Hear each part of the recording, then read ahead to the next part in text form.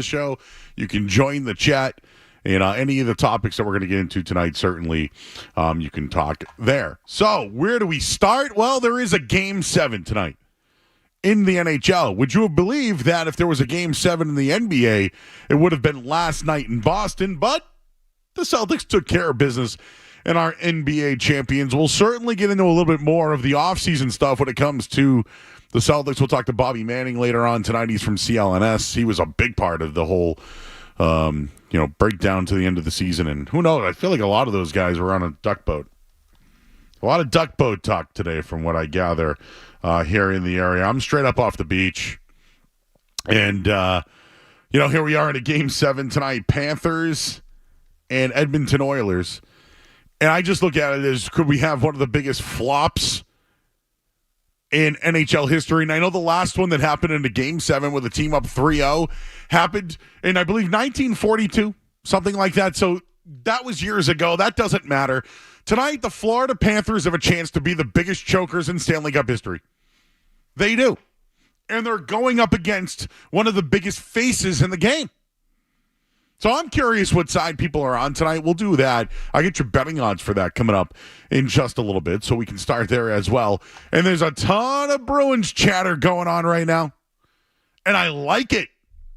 Know why I like it? Remember this team last year?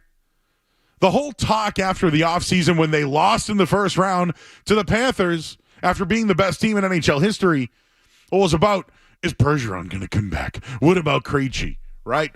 They made moves, right? They moved on from some guys, right? I'm thinking of some of the moves. Bertuzzi, they ended up not re-signing, right? They made a trade to Chicago to free up cap space.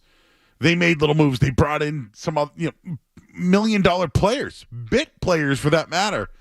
But it still rose if you look at it into the season. It was still a pretty good offseason for Don Sweeney. Well, now, you look at it, they have some money to spend, right? They have a huge asset to potentially move on in Linus Ullmark. They have young talent that rose to the occasion this year that are going to fill some roles next season, and some developing talent that's still in the system. But some things are still true about the Bruins, right? They don't have much when it comes to draft allocation, right? They don't really have picks in this year's draft. They've traded them away. They don't have a pick until the fourth round, I believe, this year. So the Linus Ullmark thing, that's on watch. But I like how the Bruins so far are being aggressive, or at least looking to be aggressive, to what we saw last season when they weren't. The team played above their heads last season. They had flaws, but they lost in 6 games to a team that right now is in Game 7 of a Stanley Cup. So it's really a toss-up. Anybody can win that one. However you want to look at it about the Bruins, the thing that bothered me most about this year in the Bruins was the Celtics parade. Like, when is the next Bruins parade? How far are they?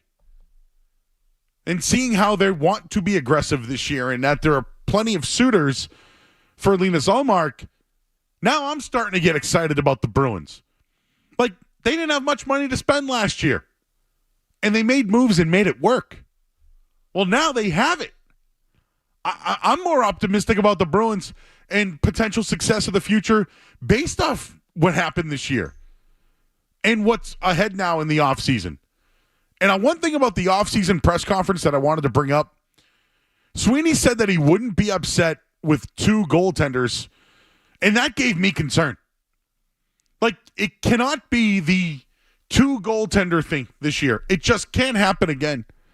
And at times, Linus Ullmark is, I'm happy here. Like, rejecting multiple trades. He still has teams that the Bruins can't trade him to. So, as goalies continue to go off the board here, the best available goalie is on the Bruins. And I think we know that they can get a pretty nice return. And I was very critical. I'll take the L on this one. I was very critical of the team not trading Ullmark at the deadline. They tried. He denied it. Still, I think they could have worked something to a team that, I don't know, may have needed them. But it looks like now they can ask for the haul. Maybe now they can get more for Ullmark hanging on to him than they did at the deadline. Things are ramping up for Linus Ullmark right now. The Bruins are in on it, and that's a good thing for this offseason if you're a Bruins fan? How many times have you truly seen them aggressive, hungry in the offseason to make moves? It's been a while, right? Because they've had so many of the same guys in place under contract for so long. Well, now, I don't know, if they want to make a move with Hampus Lindholm, they could, right? I know he makes a lot of money, but they could do so. There are other pieces that they could move around. There are some young guys that they can slot in. But if you're a Bruins fan right now, you should be excited for what you could get back for Ullmark and what they're going to do this year in free agency. And I'm locked into tonight's Game 7. Like, look at Edmonton. The face of the game on their team versus the Panthers, who were there a year ago, who reloaded this year, who've beat the Bruins in back-to-back seasons. Are you really that far away? Are you really that far away? So, Don Sweeney, I think he did a really nice job last year. Now being aggressive, I think it gets them right back in the Stanley Cup conversation. How far away are the Bruins? We'll start there at 617-779-0985. We'll tell you some of the teams that could be involved in Linus Ullmark. Doesn't look like it's just Ottawa anymore. So Bruins fans, if you're out there, we're here tonight until 11 o'clock. You can join us on our chat as well. We're returning from the weekend. We'll hear Skaz's thoughts on what he thinks about the Bruins, and we'll do a ton of Celtic stuff. And the Red Sox, can you believe this? Potentially in a playoff spot? And maybe we'll recap some of that Kendrick Perkins stuff, because I believe we did that on Friday night. We did the Scal, Perk parade thing, duck boat thing, and today it's a story. So we'll revisit that as well. We're here tonight until 11 o'clock. I'm Joe Murray. You're listening to 98.5 The Sports Hub.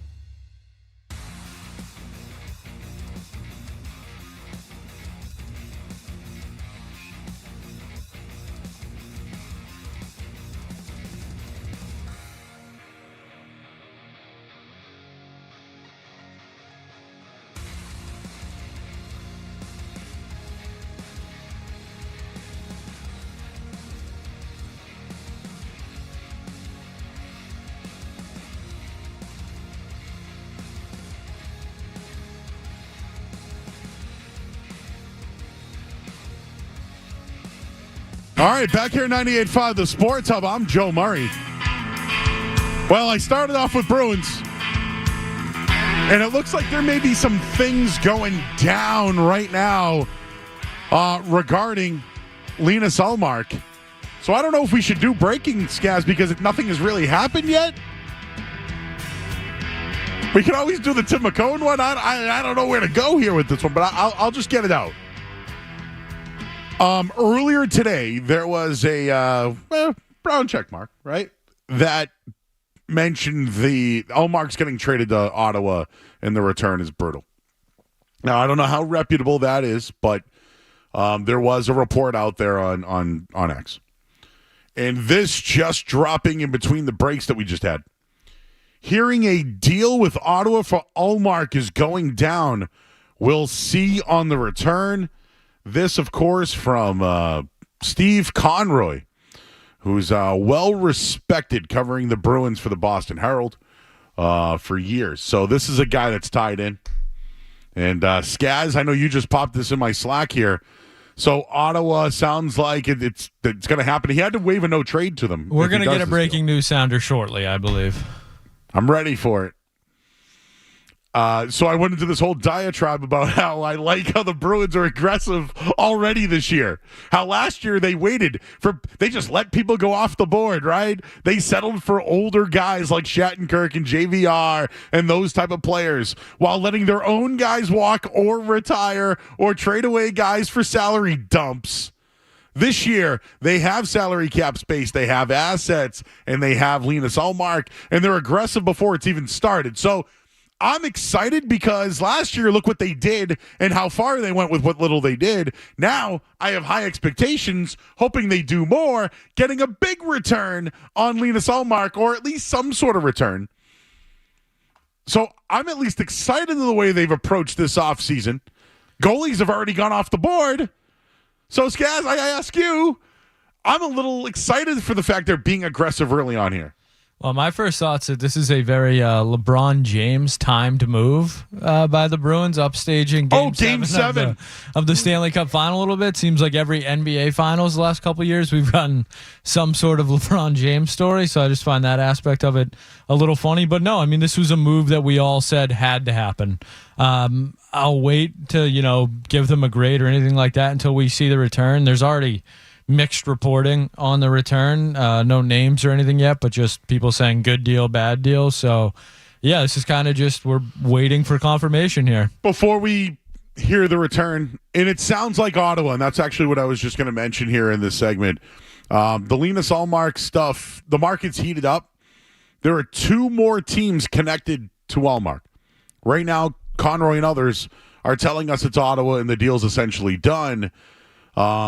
I mean, they're the most likely trade partner anyways. We know that Bruce, Garriosh of the Ottawa Citizen, he also mentioned that the Vegas Golden Knights were involved. How? Why? Don't they have two young goaltenders under contract for a while? Like, they're involved with everybody. Yeah, no, right? Because they're that team that's always in the mix. What do you interest kings, right? They literally are the Vegas Golden Knights, and the Red Wings would be interesting. That was another team that was floated out there, and who knows who's offering what for Ullmark, right? Like maybe Here's the other thing with Ullmark I wanted to bring up quickly. There's been a lot of games played here. I think in the offseason, we've already heard from Sweeney and Cruz saying that they wouldn't be upset with having two goaltenders or having Linus Ullmark back. And then before that, Jeremy Swayman in the playoff, we hear how great friends they are, right? Swayman and Ullmark and the big hug and all that. But yet it was Swayman that was in the playoff saying, I want to be the guy on this team. Right? He was the guy upset about going to arbitration a year ago and all that. And Ullmark himself was like, no problem. I kind of like it here. Don't want to move. So there has to be a little bit more to this trade. It can't just be moving on Linus Ullmark to another team and then hoping that he either accepts the team that he goes to or it's part of the list and he has no choice. The flip side of this also is Linus Ullmark's in the last year of his deal. So him saying, I'm happy here. Shouldn't that be motivation for another team to give him an extension? Like, if Ottawa's going to give up something for Linus Ullmark, why would they do it for essentially a rental, right? So I don't know how any of us think there could be a big return on someone that could be a rental. And we've seen the other goalies go off the board and big draft picks are going. So obviously in Boston, you're looking at it as, well, if he goes to Ottawa, what's the return? Could you potentially get a first-round pick? Some people were thinking it's a player and a pick. So I think that might be one of the biggest things that I guess hold back the Bruins on getting the haul that maybe some of us think they can get, is because he is a rental. That's what he is. And if he signs an extension wherever he goes, that's a win where you can ask for more money. So this is why I wonder if they wanted to get this thing done now, be fair to the guy considering he's a Vezina Trophy winner and they like him. But if you're going to send him to Ottawa, at least extend him. Get a contract out of it. And if that's the case, that's where you know you can judge what you get back in return here. Boston wants a center, right? They want draft capital. And I think you can get both from Ullmark. And it's $5 million in the 5-year of his deal. I believe he has a $1 million bonus due on July 1st. That's when free agency begins. So, you know, if you think about the Senators, they'd want to have that contract extension agreed upon with Ullmark before finalizing any trade. He's 30 years old. And I know that Fluto Shinzawa reported The Athletic recently that he doesn't believe Boston can get a first-round pick for Ullmark because of the one-and-done possibility. And that could open the door to Boston to allow Ullmark to negotiate an extension ahead of the trade, which could help increase what the Bruins get in return. So, Skaz, let's play the return game here. What don't you want here? Just a salary dump and getting picks in return? Because for me, I would like a center. Someone who could play center, wing, and maybe a second, third round pick in there. That I'd be happy with. Anything other than that, it's really just you're moving on from a $5 million goalie who's in the last year of his deal that might not even re-sign wherever he gets traded to. So I, as far as a haul goes, I don't know if they can get that unless he's negotiating a deal on his own. Yeah, I think you're hoping he's signing that extension. You have to be hoping that. I mean, otherwise the return is going to be minimal. This is a guy that's been, I think the one thing that's kind of been overlooked in this whole process is, you know, Bruins fans are, we need to get rid of Ullmark. We need to get rid of Ullmark. Let's swim out of the net. Linus Ullmark has been a tremendous goalie the last few seasons. I know he's had his struggles, you know, in the playoffs at times, but this is a player that the Bruins should be getting something back for. This shouldn't just be, you know, a dump or anything like that. They should be getting, I know, you know, you said Fluto Shinzawa said they wouldn't be getting a first, but a second and a player, maybe, you know, a solid player and a third. Like, NHL trades are so wonky. I feel like you see them and some of them make complete sense and others make no sense at all. So, yeah, we're just kind of hoping this goes down shortly. Because we're just playing the guessing game right now. Like, is he going to... I think if you're a Bruins fan, you have to want him to sign the extension with Ottawa. Yeah. Do you think he wants to go to... I mean, do you think he wants to go to Ottawa? I would guess no, but no. You never know. No. You can hope. So if Ottawa's the team and there's no extension, I'm thinking third round pick. Yeah. Yes. and now I might be pissed. Yeah, all that first segment just went right out the window. Listen, this happens. This is what happens when you do the night show, right? You prepare a whole entire show, you send a rundown, and then it all just gets ripped up. But that's why we love doing night radio. I like how the Bruins have been aggressive so far in the offseason. Well, if they're aggressive and come away with 2 fourth-round picks, I'm out. And then I'll be pissed that they didn't trade him at the deadline. So there's a lot at stake here, right? There's a lot. Don Sweeney could look like the man hanging on to him, getting a top pick. Let's just say anything first or second round in a player, you should be happy with. But if this is the Ian Mitchell and some other restricted free agent, and then we'll give you a third, but if they get to the playoffs, you get a second. Would anybody else move in this deal? Would you be surprised if it's Ullmark and a Carlo?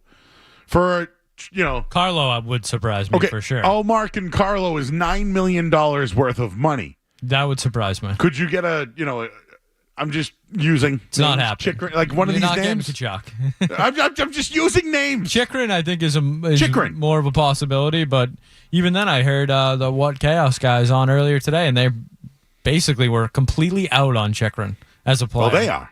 Yes. Well, how do we know what the Bruins? Well, I don't know what the Bruins. I mean, I'm out on everybody, right? Except for the Celtics. I mean, here I am in on Don Sweeney's offseason, and he hasn't even made a move yet. I'm just happy they're aggressive. Yeah, you could be getting old takes exposed. I could be. Shortly. Literally. Just in the middle of a segment. I'm sitting here saying, I like them being aggressive and before the year and blah. And wow, Sweeney could have won the trade deadline by actually holding on to him. All right, if Conroy's got this thing, then it's done. And now they're holding out on the return, and they're trying to. Oh, I could already see it. I mean, we're getting close to puck drop. Don't you think if it gets like into the game, they're not going to announce it tonight? No, they won't. No, well, that'd be like real Lakers-ish. Real Lakers-ish. I don't know how else to say it. Lakers. I don't know how else to really say that. But are they trying to polish the turd? That is the return? Could that be it? Linus Ullmark goes to Ottawa for a 3rd-round pick and 2 future players that are centers that could be ready in 2028.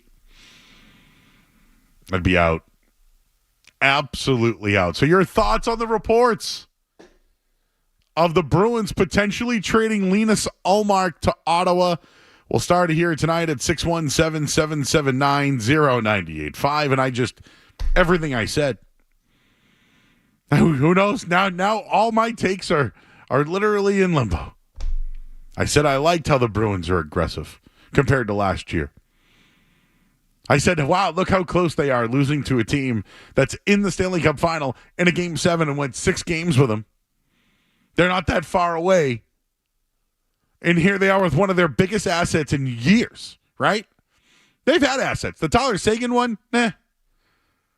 They've traded guys away that maybe they didn't get the greatest return on. I will say this, though. When it comes to trades, Don Sweeney's been pretty good. For the most part, as a grader, he's over a B. He's been very good. Now, trading the draft picks, that's another thing. Like, they went all in 2 years ago. This is why we're always going to look back on that disappointing season last year, two seasons ago. We'll always look back on it. They were the best team. They literally traded the farm. They made moves at the deadline they didn't even need to make. Like, they gave up a 1st-round pick to Detroit for Bertuzzi and let him walk. Think about that. And here we are now, hoping that the team can move. The best goalie available right now, the Bruins have on their team. The other one they haven't even signed yet, which is a different story, which we can get into at some point. And then today, they signed our boy Boosie. Our boy Boosie's getting a 2-way deal, $775,000. So now that's on the books, and he should be getting time. They need to work in a backup goaltender that makes under $1 million. They need to do that for their roster's sake. So I've wanted them just to move on from Ullmark to do it. No, now I want a center or a high pick. I've watched what these other players have gone for. Right? If some of these other guys can net you a top pick, Markstrom could net you that kind of pick. Are you kidding me? But Ullmark can't? That's something that we'll keep our eyes on. So, again, the phone number here is 617-779-0985. We're on Ullmark watch. We don't know if it happens tonight. Game 7, of course. Puck will drop for that one in just a few minutes. By the way, speaking of goalies, did you see who was the drummer tonight? Banging the drum for the Panthers tonight. Bobby Lou. So should we pump his tires too? I mean, I get it. He's like, involved with the team, NHL legend, I guess. But that's the guy. That's who you're calling on Game 7. I would have had Sean Thornton do it if I was them. Yeah, I wish John Van Beesbrook had his jersey when I was a kid. The Biza. Yeah, Roberto Luongo, Game 7. I guess their version of the banner captain tonight for the Panthers. That just feels like a bad omen. But I was saying this to Kevin before the show. It feels like everyone in the world is on Edmonton, which just would make me a little nervous. Oh, yeah. Yeah, as a bettor, we'll give you those betting numbers. But anybody, like, here's the deal. One game for it all. Like, is there a chance Edmonton's just out of gas? You know? There could be. I doubt it, but... It's Game 7. Literally anything could happen. Tonight is the career of Sergei Bobrovsky. I'm hoping for overtime. Just out of personal. Wait, is there any bet on? What is the bet on that? Oh, well, I'll look into that. Oh, please. I would like that, actually. But hasn't Sergei Bobrovsky either been the best goalie or the worst goalie? If he lets in a quick one tonight, like, do they pull him? Like, I've even had the discussion of potential, like, I think I said that the other night. Would you pull it? Would you make a goalie change in a Game 7? No. He's a $10 million no, you wouldn't. You can't. Wouldn't. You wouldn't. He's done forever if you do that in you Florida. just said one goal and they pull him. I'm saying like in the first 2 minutes, a softie. No, that's what I'm trying to say is I said the other night, would you make the move? You're saying that's crazy. Well, now we're talking about one goal. And it's great. Hey, it's Game 7. There's no tomorrow. There is no tomorrow. Anyways, I see everybody in our chat jumping in tonight on this one. So if we have anything else on All Mark, we'll give it to you. And I got all your Game 7 betting stuff coming up in just a little bit. But you know who needs some time? The Red Sox. Just a little bit. We'll do a little bit of Red Sox talk coming up next. But first, let's get your Sports Hub headlines. Sports Hub headlines.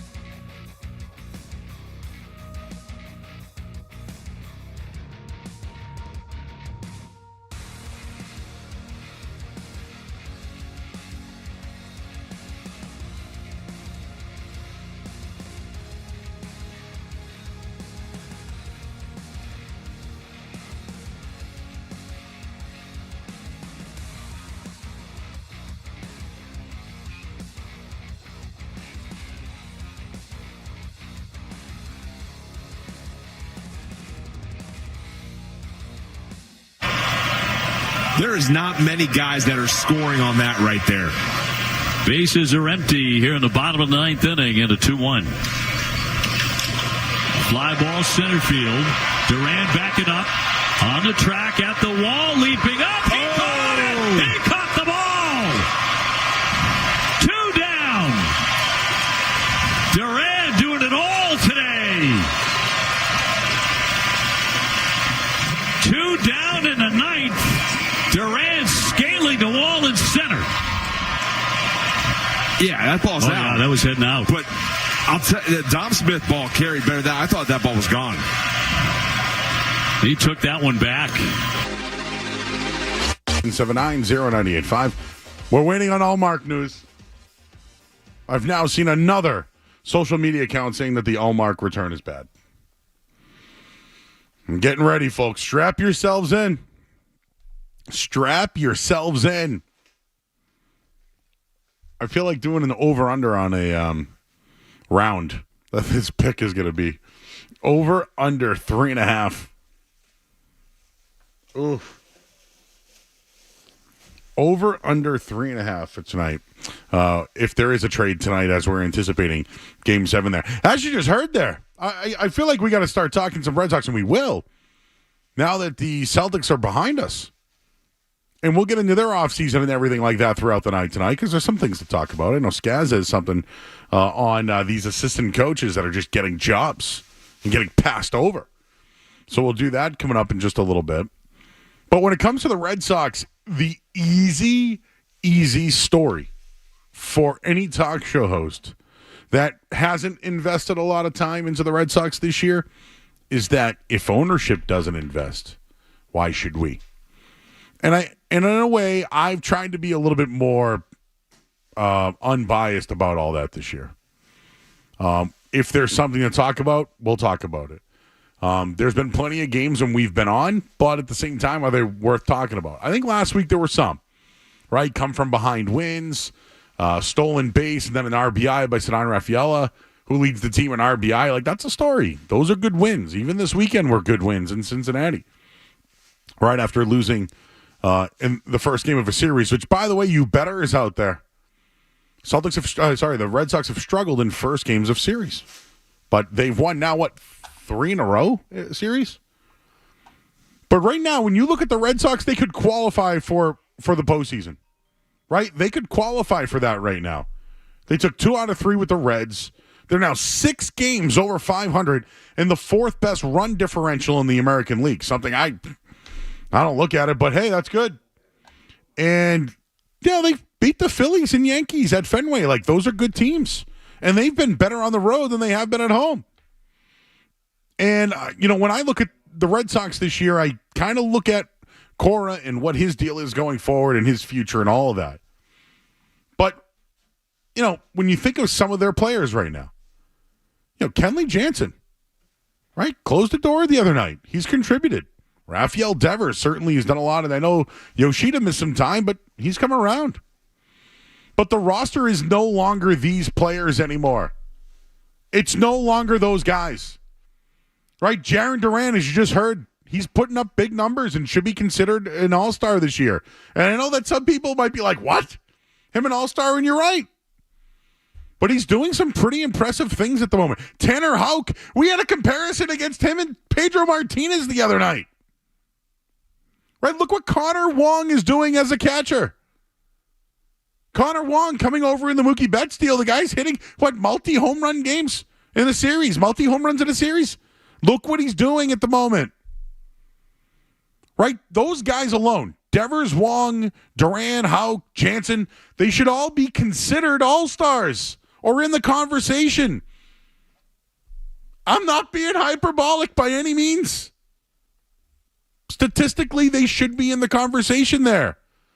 But look at these other guys, right? David Hamilton, remember him at shortstop? It was brutal. Guy's one of the fastest players in the league right now at the top of the lineup. Ceddanne Rafaela is doing so much for the team. I mean, timely hitting, that's something I didn't see from him, but we're seeing it now. Wilyer Abreu, right?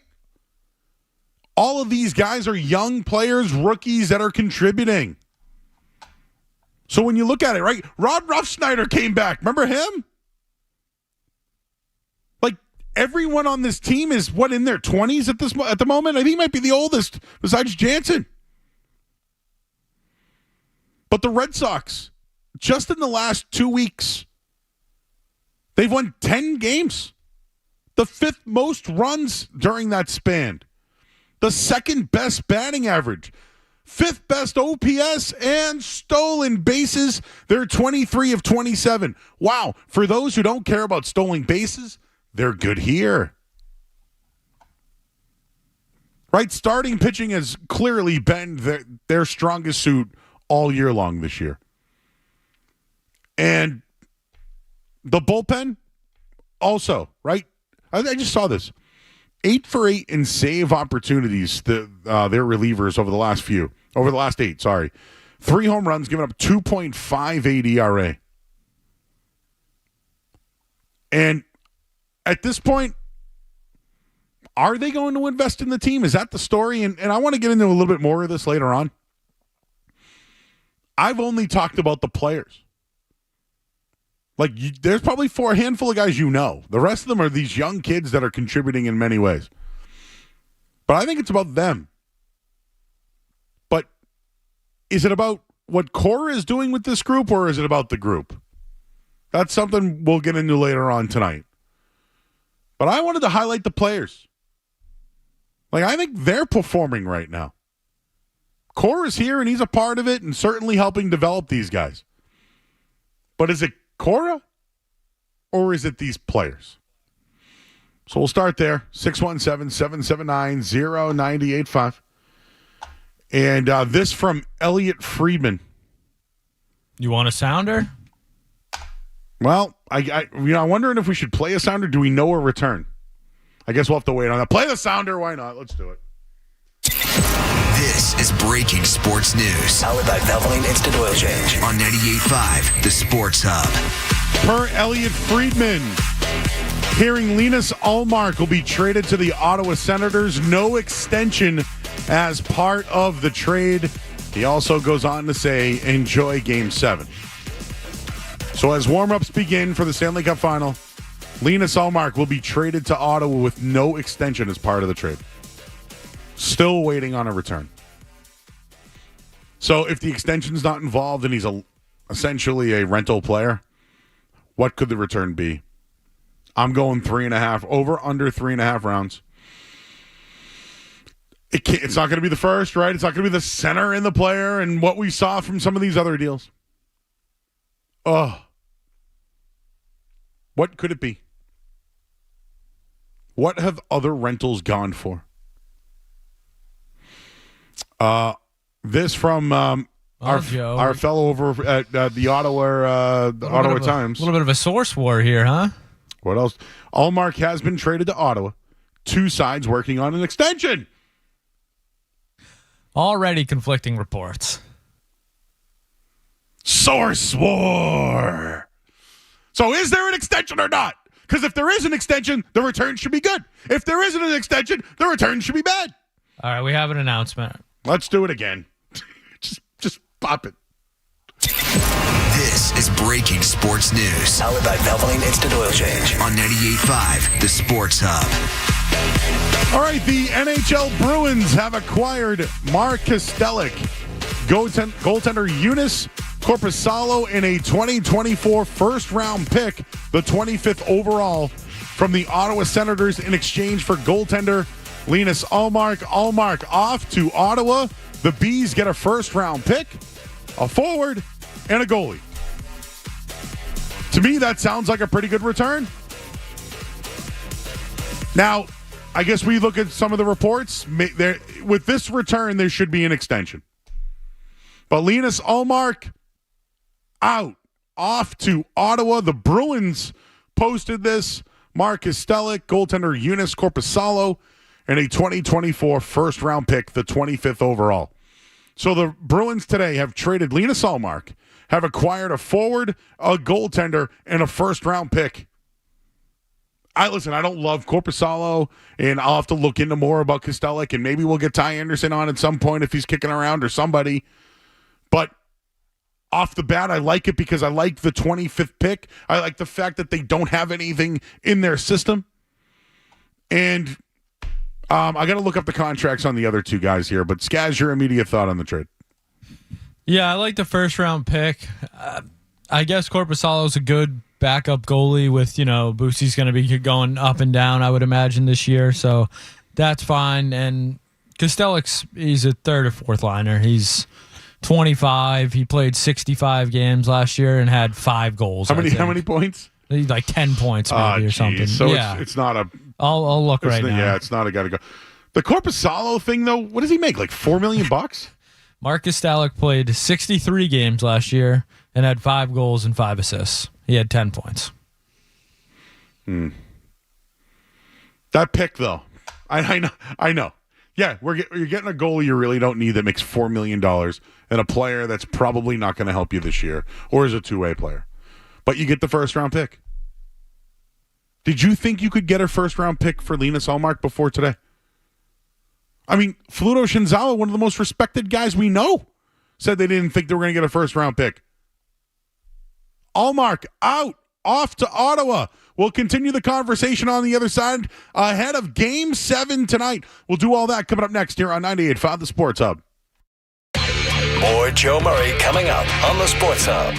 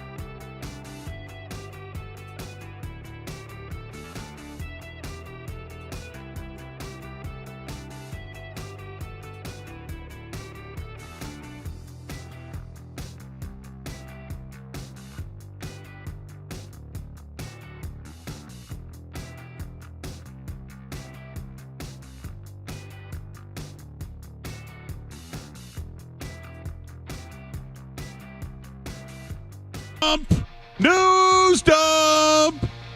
The Bruins have traded Linus Ullmark to Ottawa. In return, they get a the first round pick, 25th overall from Ottawa. They got Joonas Korpisalo and essentially a minor league player. And the Senators will retain 25% of Korpisalo's contract, which he was making about $4 million at the time, and not a good goalie, or at least one of the worst goalies in the league last year. So the trade's official. Your thoughts on it, and let's hear from you guys right away. Let's just do it. Let's talk to Robert, who's in Arlington. What's going on, Robert? You're on the Sports Hub. Hey, Joe. How's it going? Good, man. Hey, so I think it's a good and bad trade. Mostly bad, but I like the first round. I'm supposed to be at the draft, which is funny. And there's a lot of center options they can get, which I'm really stoked about. But the bad is the contract with Korpisalo. He's owed like $4 million for another few years, but it is retained at 25%. But what are they going to do with him? I'm nervous about that. But with the pick, there's a lot of good center options in this draft that I really like, and I'm really looking forward to see what they could do with that next this coming Friday. Yeah, something funny about this 25th overall pick. When they traded Tyler Bertuzzi to Detroit then traded their pick to Ottawa, and now the Bruins are getting the pick back that they traded to Detroit back from Ottawa. So does that fix the Bertuzzi trade? Go figure. That one just happened. Ottawa just reported the trade. They've acquired Linus Ullmark from the Bruins. 2024 first round pick, number 25 overall, Mark Kostelic and Joonas Korpisalo, and they're going to eat 25% of Korpisalo's remaining salary. So I'm weird on Korpisalo because is he the backup? Like that's your option? And is there value? I'm just wondering if there's value for that guy, because give me Boosie, Bussy, whatever you want to call him. I want the $775,000 goalie, and I know they took 25% of his money. So a $3 million backup? Is that what it is now? If I'm using Joe math in my head, makes 4, so they're taking 25. $3 million? I guess that's a good backup in the league, but is this a good backup? Like, are they better or worse at goaltender after this trade? Yeah, of course they're worse. They were definitely going to be worse. How much worse are they with Brandon, Boosie, Bussy, whatever the hell you want to call him? In net. 617-779-0985. I'm curious how people feel about the trade of Linus Ullmark going to Ottawa for a first-round pick, essentially a minor leaguer, and the worst goalie in the league. Liam in Atkinson. Hey, Liam. Hi, Joe. Thanks for taking my call. I think this trade was horrendous. I think Don could have done a lot better. We don't need another goalie. I don't know what that was about. And this Kostelic guy, I've never heard of him. Yeah, so a little bit more on him. I'm reading from Joe Hags. Bruins didn't get Pinto or Chikrin, but they did get a first-round pick and a player in Kostelic, and he's big, he's heavy, and he's physical. And he mentions that they needed that element. Pretty good value coming back along with Ottawa eating some of Korpisalo's salary. I don't hate the deal. They got a first-round pick. You get a player in the minors who's probably going to be a two-way guy. Korpisalo, you get whatever you want for that guy. See ya. Out on him. But the goalie hugs, they're over. They are over. Out. Now, Scouts, here's the other thing.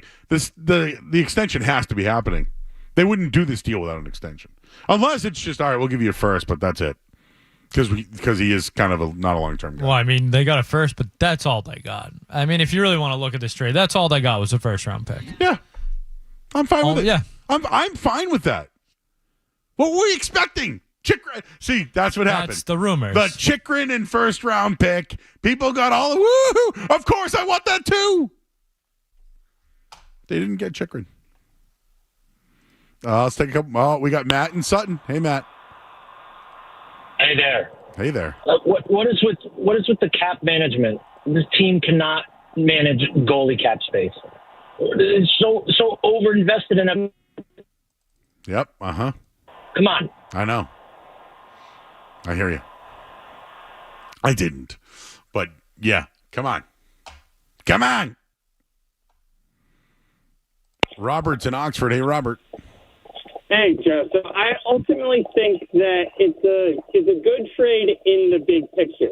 You knew that Allmark had ridiculous no-trade clauses. You knew that he was going to end up being an albatross at some point in the locker room this year, whether he showed it or not. And this means that you're 100% Swayman, and we can finally see him take that next leap that we hoped that he was going to at some point. Okay. So I think big picture.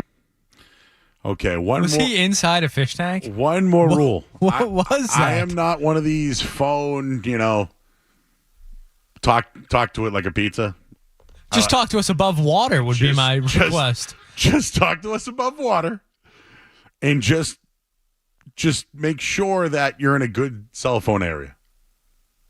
We're asking for the bare minimum. That's it.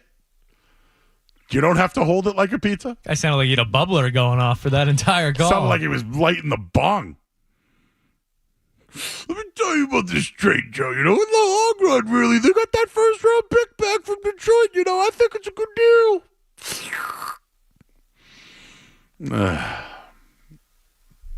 One more. This needs to be better. Brandon in Boston. Hey, Brandon. Hey, what's going on, guys? Thanks for taking my phone call. So, the Celtics should be worried, and me as a Celtics fan, I'm kind of worried if LeBron James does opt out his contract because now you've seen the series with Dallas. He might look at Dallas and say, they're only one play away. I think I'm not missing piece, so let me go team up with Luka and Kyrie, right? Yeah, sure, or Minnesota, the Kings. I'm looking at that. Or in the East, he's looking at the Bucks. Like, maybe if I go over there, I could team up with Giannis and Dame and really get this thing going. Or Philly, which is scary. Hey, Brandon, I got a question. Can I hit on Philly real quick? If he goes to Philly, right? You can hit on Philly. I just want to ask you a question. What do you think about the Linus Ullmark trade? I'm sorry, but my knowledge on hockey is not that No, sharp, that's fine. I just wanted to know if you had a take. That's all good. Oh, no, I don't have a take on hockey. But you think Philly's a contender? Now, Philly's scary because what Philly's trying to do, they're talking to LeBron and Paul George. So if somehow they can make it happen where Paul George and LeBron team up on that team, now you're looking at Maxey, you're looking at Buddy Hill, you're looking at Paul George, you're looking at LeBron and Embiid. Yep. Thank you, Brent. I'm sorry, buddy. I'll take your Celtics call when we talk Celtics. Sorry. Linus Ullmark just got traded. What are your thoughts? Do you like the deal or do you don't? That's what we're doing tonight. In or out on the deal? And to the caller that was upset about their cap space from Evan Lazar, that deal only created $2 million in cap space for the Bruins. That's it. And if they move on from Korpisalo, they'll free up, what, $3 million? 3, yeah. Okay. Which therefore would be the Ullmark money. I don't know. See if we can talk to an expert at some point tonight. We're here. Hey, if you're listening, Ty Anderson, one of you guys, we're here. Call in. We'll take it.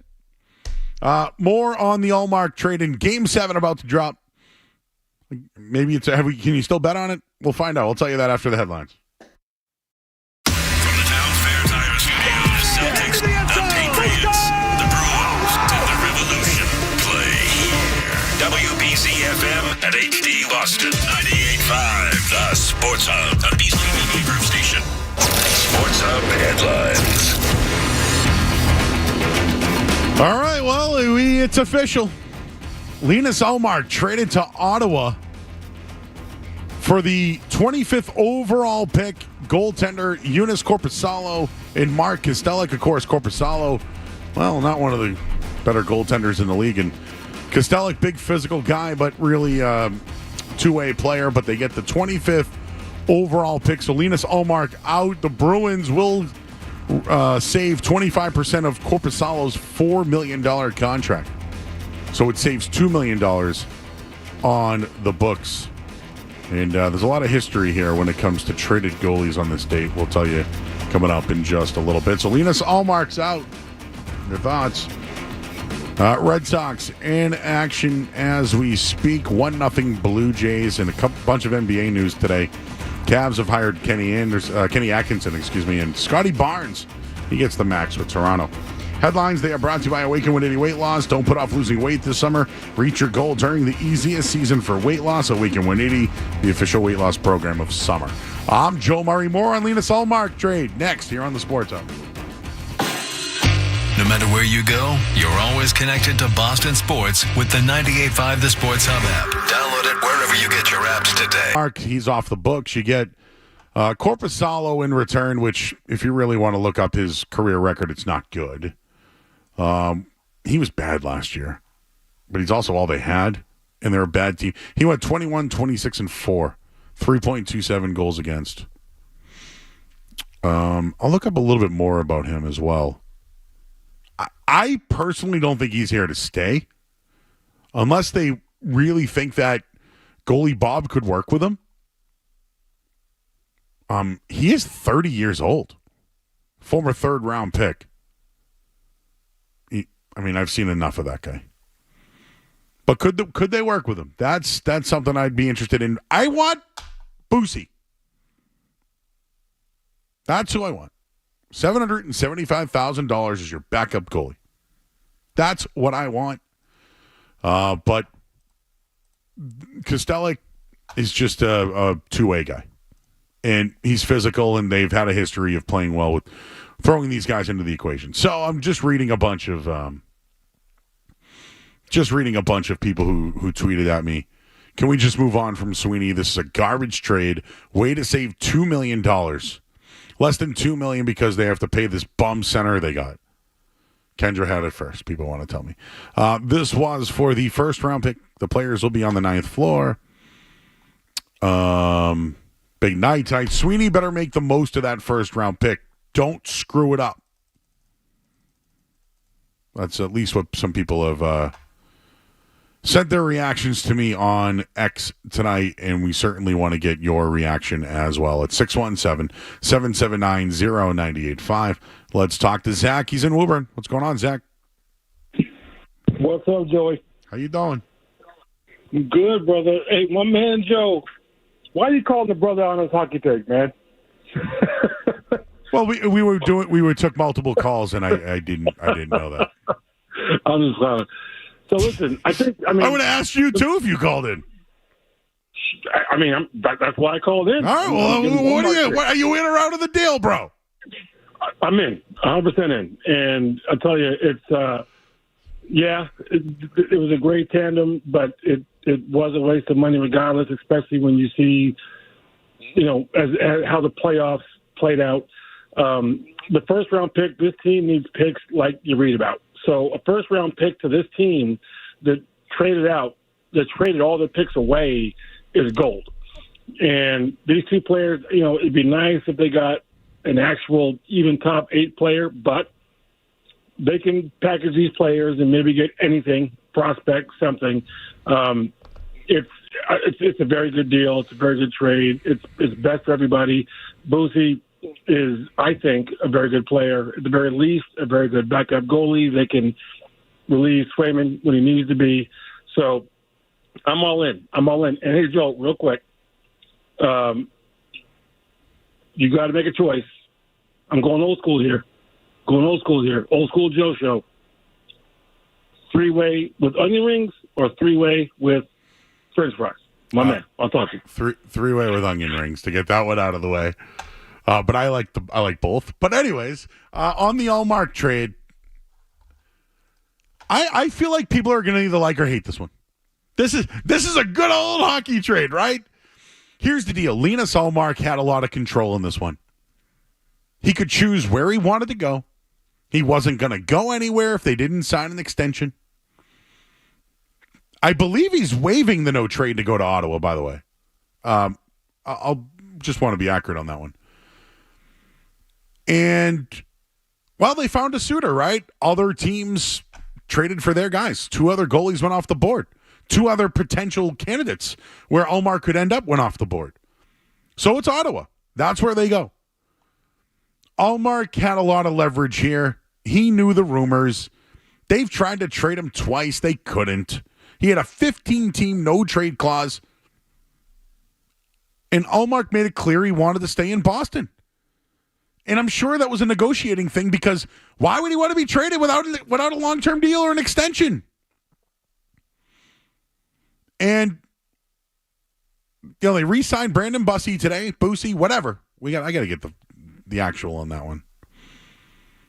And I guess he'll be a two-way guy, right? They got DiPietro down there in him. So the thing with Korpisalo for me is he's 30 years old. I liked him when he was it Columbus? Did he play for I think he played for the Kings for a little bit, right? My mind's eye. I'm just trying to remember this guy. Yeah, and he signed with Ottawa last year. Is it an upgrade? No, it's not. The 890 save percentage, 3.27 goals against. And I just wanted to read something on Kostelic here. He's a 25-year-old center. And you mentioned the 5 goals, 5 assists last year in 63 games. Not great. He is physical. He is a bottom 6 player, something this team needs. He's good defensively. And listen to this one, Skaz. 56% on face-offs. Is that it? Here we go. Here comes the polishing of the turd. Here it comes. Let's polish that 63 game, whatever points he had. Oh, he's good on the face-offs. And guess what? He makes $835,000 this year. He'll be a restricted free agent next year. Team control. Yeah. He's good on the face-offs. Yeah, he played in 63 games and, only had 5 goals and 5 assists. But, man, that 56% face-off wins. Don't forget about that there. Can't forget about that. 617-779-0985. Chris is in Worcester. What's up, Chris? Hey, Joe. I didn't like it because I felt like it was a bag of balls. But it's Kostelic, right? But I'm looking at on 98.5, kind of the trade. But Kostelic, 25 years old, and 56. So we had that, and then even who was that center that we had that freak stupid Montgomery didn't put out there to take face-offs during the playoffs when we were losing face-offs left and right to Florida. I forget, the kind of bottom 4th guy we had. Was it Greer? I got you, bro. We keep going. Yep. Yeah, but I'm sorry about that. So it's Kostelic. So I'm just looking. $835. It was Johnny Beecher. Oh, thank you, sir. So anyway, I thought we could have got a little bit more for Allmark. I guess they wouldn't give us I don't like. What? I'll just finish it with this. I don't like us paying 25% for this goal. No, they're not. They're getting 25% relieved. So right. All right, Chris. Here's the trade. You ready? One more time. Yeah. Linus Allmark's gone. He's gone. He's going to Ottawa, right? Yeah. $5 million gone. The Bruins are going to get a first-round pick, the 25th pick in this week's draft. Okay. Then they're going to get this kid Kostelic, who's a two-way player, but last year played 63 games in the NHL, who is a bottom 6 guy who makes under $1 million and had 10 points, but he's very good at the faceoffs. And then they're going to get Korpisalo, who's been a starter in the league now. He's 30, but he is a backup. That's what he is now. Okay. That's the trade. And that's it. But I didn't understand the 25%. Yeah, thing. he makes $4 million, Korpisalo. So now he's only. Yeah. It's going to save the Bruins $2 million on the cap. Okay, I apologize for my math. No, it's okay. This is why we're here, bro. So now, do you feel different now of the trade? Now that we've talked it out? No, not really. I don't. In a way, I don't, Joe. But hey, no more goalie hugs. No more. No, out on hugs. Out forever and ever. No more goalie hugs. Out.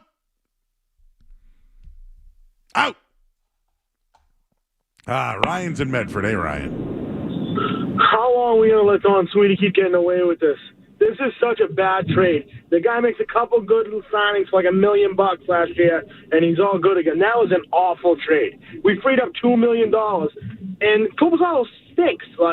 We only freed up with $2 million and got a first-round pick at the late rounds. That was an awful trade. Awful trade. And that's all I really got to say. Like, I don't know how anyone can even fathom that that's a good trade. Awful trade. Awful trade. So you don't like any of Don Sweeney's trades he's made? Not really. I think he's a stiff.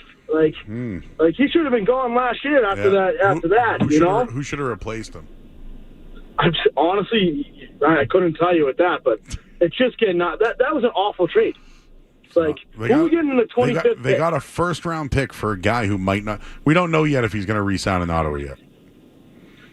Okay, but even look at it this year. Did you think at the trade deadline that they could get a first-round pick for Linus Ullmark? No, but I think they could have got a top 6 forward for him at the deadline last year. Oh, you do? Yes. Something that he would have helped the team. Someone who could have won a face-off. Okay. All right. This is what we're going to do tonight. You either like the trade or you didn't. Linus Ullmark is off to Ottawa. He's out. He's out. No more hugs. We'll look into this. I've reached out to some powers. We'll see if we can get an expert to tell us a little bit more about this throughout the night. We'll take a quick break. Line them up. You want to talk about Linus Ullmark going to Ottawa? Do you like the trade? We'll do all that as we're here until 11 o'clock tonight. I'm Joe Murray. Game 7 as well here on the Sports Hub.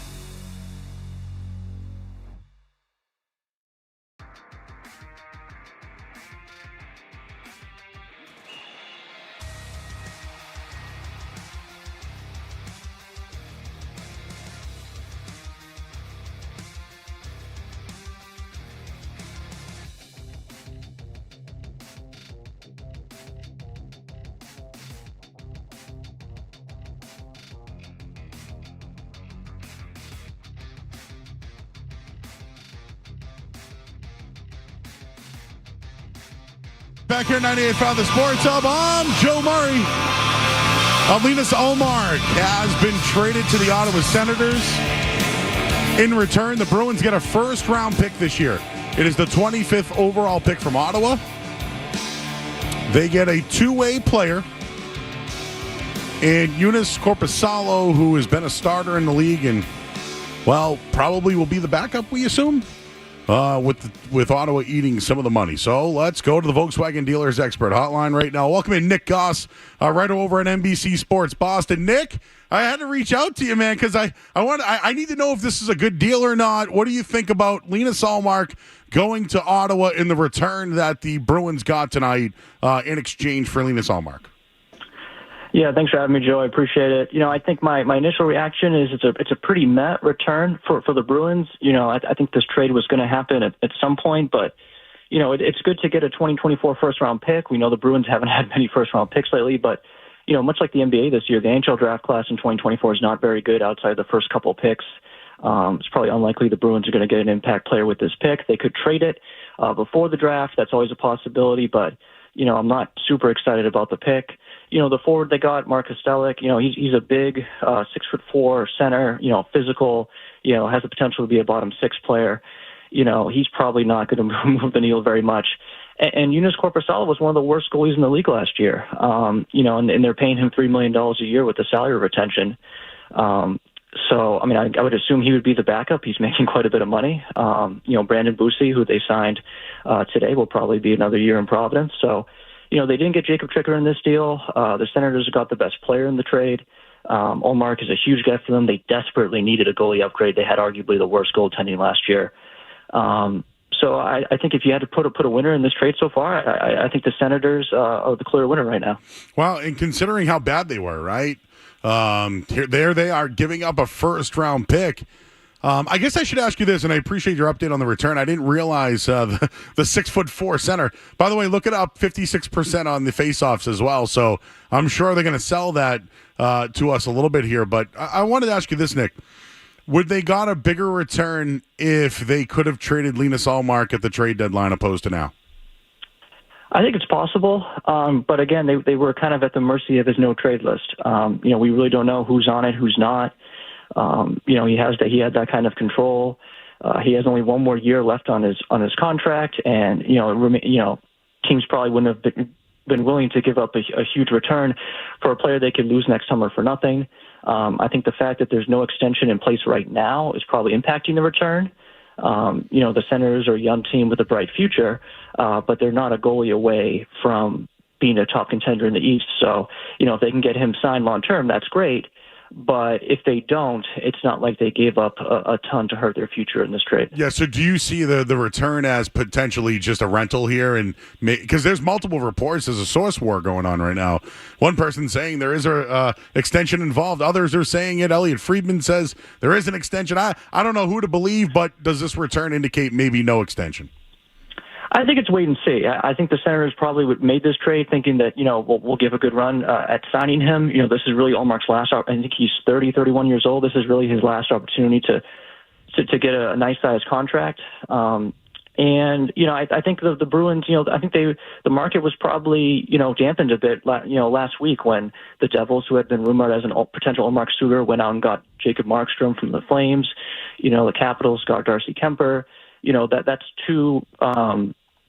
That's two potential suitors that were off the table, and it kind of just left the Senators and maybe the Red Wings. So I think that probably hurt the Bruins too. So just off the bat, the Bruins are not a better hockey team after this trade. Not on paper. I think it remains to be seen. What they do with this draft pick. Do they use it? Do they trade it? To get a veteran.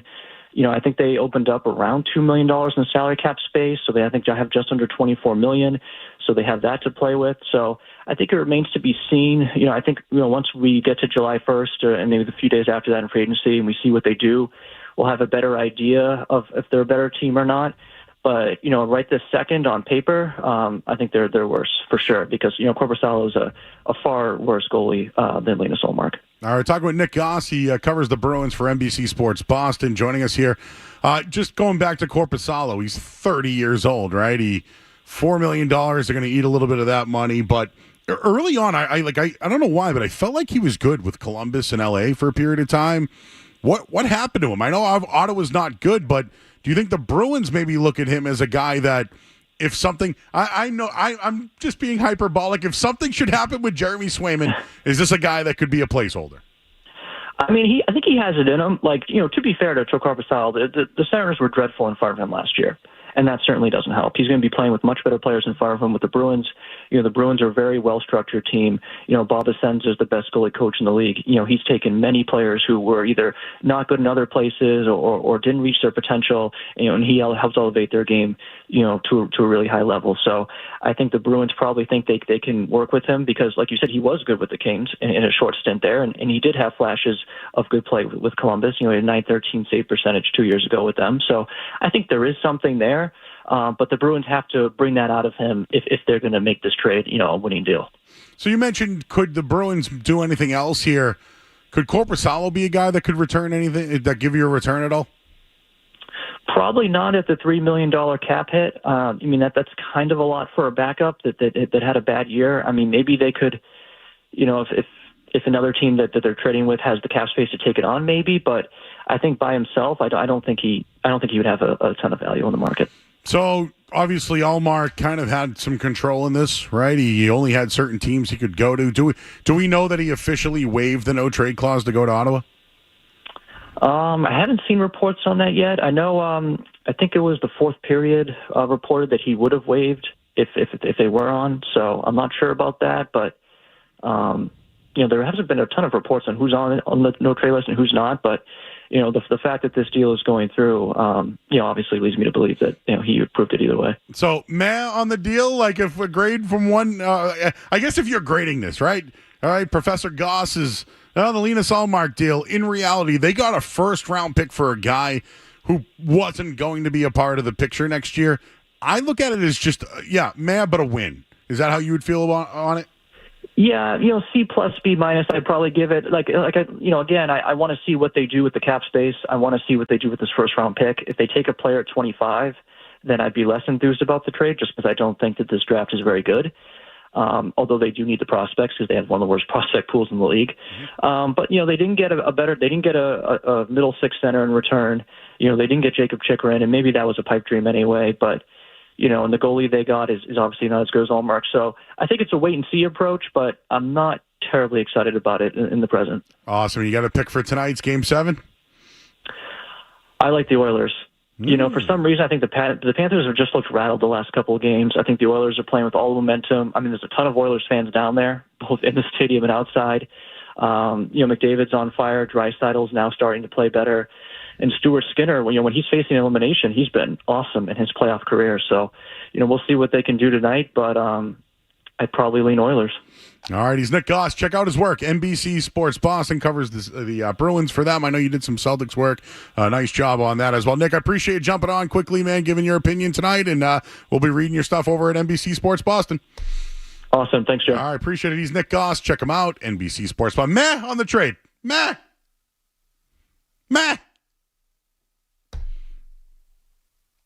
How do Bruins feel about that? 617-779-0985. We will tell you what's going on in that Game 7 tonight. What is the score in the first period? I'll tell you right now, right here in headlines. Sports Hub headlines. No score. Whoa. 1-0 Panthers right off the bat. Verhaeghe with a goal. 15 minutes into the first period. Florida up 1-0 right now as we speak. Oh, Linus Allmark got traded, everybody. That happened before puck drop tonight. Going to Ottawa. So Linus Allmark to Ottawa for a first-round pick. It's the 25th pick in this year's draft. They'll get Joonas Korpisalo, who's been a starter in the league.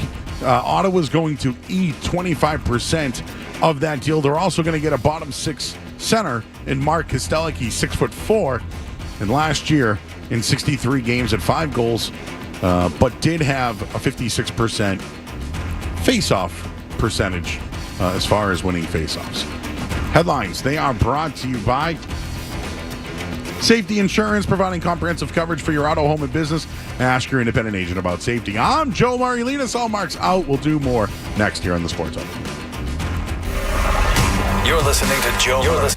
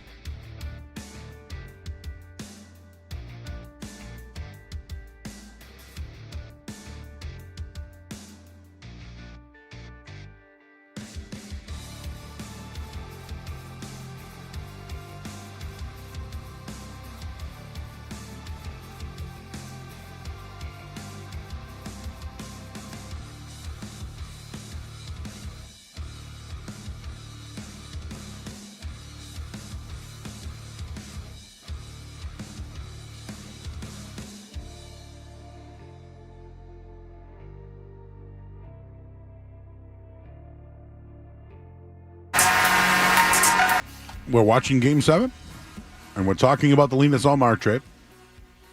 We got in or out coming up in just a little bit. And we will break it up a little bit. We got Bobby Manning calling in, CLNS. We'll get his thoughts on any other lingering Celtic stuff that's out there. And the Red Sox are in action as well. 617-779-0985. Just trying to get more on this trade. Reading a couple of people here that think that maybe Korpisalo could be flipped. So that's one thing I'd look at. The other thing is, does it keep your goaltending strong? That's it. They got a young center who's 6'4", that we heard, and is physical, but not much of an offensive player, but helps out in faceoffs. And they get that first-round pick. By the way, Skaz, they have to trade that, right? They got to trade that number 25 pick for a player. That I would do that.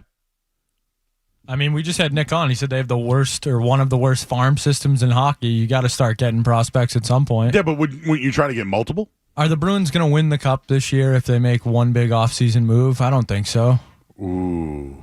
Like, at some point, you have to draft kids that can play and stop just punting it down the line and punting it down the line. I'm perfectly fine if they draft at 25. Do I think that what type of player could you get with pick number 25? I don't know. I mean, the NHL draft, you can have hits any round. It's just about finding a guy. I mean, there are, tons of guys that are Hall of Fame players that were not, top 10 picks. The NHL drafts are deep. You just got to, and I know people have not loved how the Bruins have drafted in recent years, but I don't think it's necessary for them to trade the 25th pick. I'm perfectly fine if they identify a guy and they want him at 25. I have no problem with that. Interesting. I wanted to just look this up. Players that have been selected with the 25th pick. Okay, Detroit, Yuri Fisher, that was way back when. Justin Barron, he's the most recent. He plays for Colorado. He's pretty good. But over the years, oof. Look at that. Look that one up. I'm going to throw that one in Slack. Interesting. Picks number 25 overall. I only say it. Could they trade it and still get maybe a second-round pick, third-round pick, that kind of stuff. So the deal's not over yet, everybody. This is what they got for Allmark. What is next? What's the next domino to fall? How about 2014? Bruins had the 25th pick in the first round. Did you already say this? No. David Pasternak. That's pretty good. I'd say that's pretty good. Oh, you looked up that list. 2009, the Bruins had the 25th pick in the first round. You know who they drafted? Jordan Caron. Oh, not so Jordan great. Caron. As Tom Caron, yeah. A former night show host once said, Ted Sarandis. Jordan Caron. De Pai. Oh, that's a legendary one right there. You don't have to go back into the books on that one. We'll just leave it where it was. David Pasternak went 25th overall, huh? So now we're talking. Yeah, they'll just find another pasta, Joe. now we're talking. I don't know. What would a first-round pick, 25th overall, net you these days?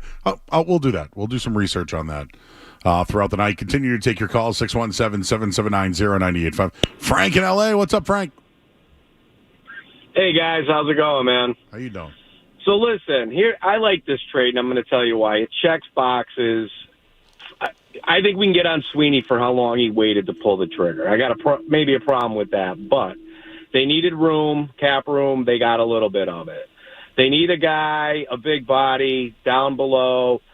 He could have been on a garbage line, Joe. You know how hockey is. I mean, maybe the guy picks up his points with the Bruins, but if he can win faceoffs, that could help.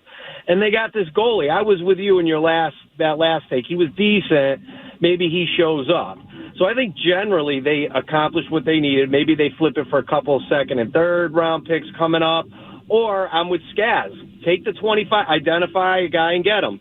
But here's what I want to know. These guys who are calling in saying this is the worst trade ever. Joe, what do they think they're going to get at this time of the year with the draft staring down the barrel of another year with a guy with goalies and a contract? Yeah, and a guy with 1 year left on his deal with no extension. That's what I'm saying. Like, I love they call in and they just say this is garbage, but let's hear some of these callers who are waiting to get on who think it was a terrible trade. Tell us what they think in reality they could have gotten at this moment. Frank, love your show, Thanks, guys. Frank. I appreciate it. Again. Thank you. I'm fine with a first-round pick. I'm fine with getting a bottom six center that could develop. Korpisalo, he kind of stinks. Let's just be honest. And he's only in the deal because he matches the money. But what can they do with him? Do they think they can fix him? Are they going to flip him? And then we just went over 25. Pick 25 overall has been David Pastrnak, but it could also be Jordan Caron. So a 50-50 split there. I like that. I like one side of those 50-50s. 50-50 yes? Yes, 50-50 yes. I'm 50-50 yes on this one, Skaz. That's a great night show moment. I'm 50-50 yes on this one, Skaz. Save that one for the greatest hits. Ralph and Cranston, how you doing, bud? Hey, Joe. Good evening. We can understand they got some cap space or whatever. Would it shock you if Omar wins the Vezina again next year? He's a good goaltender, and I think he's one of the top 10 goaltenders in hockey. I really think with that team, I'd be shocked if he did. No, but he's a good goaltender. You gave up a guy who really good goal. Now we have two goaltenders. That's the reason, let's face it, why they got as far as they did last year. They weren't that good of a team. They had really good goaltenders. To me, I would have liked to have seen them do a little, even if you got one really good hockey player back. And Marchand's almost done. He's ready to retire. They got to rebuild this team. They really have to. They gave it a shot a couple of years ago and really went out and got some play, and they didn't win. They didn't beat Florida. Now, if I can jump to Florida, I would light a candle to see Edmonton win this game tonight. Florida is a dirty, cheap shot artist team, and I would love to see, especially Tkachuk and Bennett, play that way against the O'Reillys of the world, who we used to have here. We don't have those players. And somebody would have knocked this block off. It's a dirty team. They cheap shot, and they do. And I really wish that Edmonton just beats them, beats the hell out of them tonight. I don't like dirty hockey. I like physical hockey, not dirty hockey. And that's just what they're. They're a dirty team. They really are. All right, Ralph. Tied 1-1 right now is the Edmonton-Florida game. What do you got, Sky? You're shaking your head back there. Wah. You got beat up by the Panthers. They're better than you. Every team in the playoffs is throwing dirty hits. Marchand's done it a million times. I thought you were a green teamer. Yeah. So I can't. I thought you were a black and blue defender. No. No, Joe. I'm kidding. You're just call it how we see it. You're talking in fact. Yes. Facts versus facts. Florida was better than you. They were bigger, stronger, tougher. Did they throw some questionable hits? Yes. Welcome to the NHL playoffs. Thank you, Linus. Is that what we're going to see now? Thank you, Linus. What did he do here? What did Linus Ullmark ultimately do in Boston? Gave out some good hugs? No, Joe, he won a Vezina. He won a Vezina. Come on. He was good. He was good. No. He was good. But besides winning Besides winning the award for goalies in the NHL. Besides being the best goalie, and this was after Tuukka Rask, correct?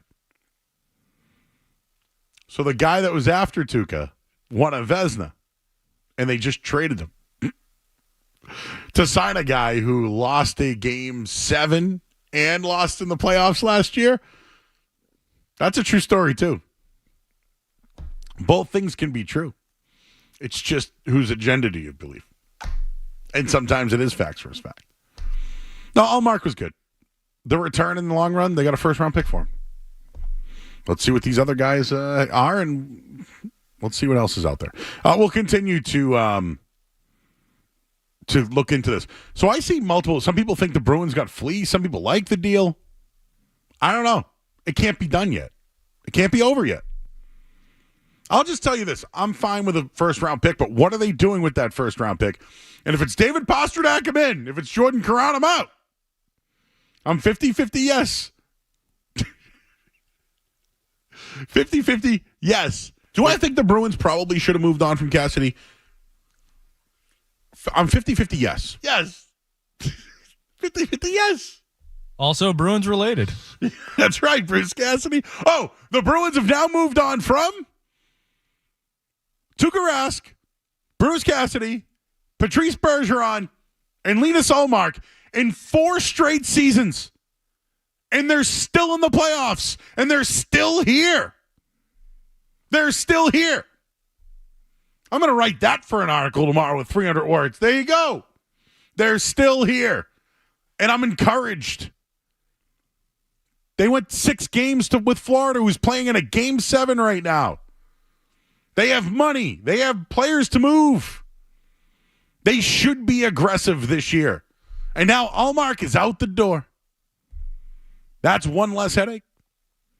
Now you get a draft capital and salary cap money and players you could potentially re-sign or move.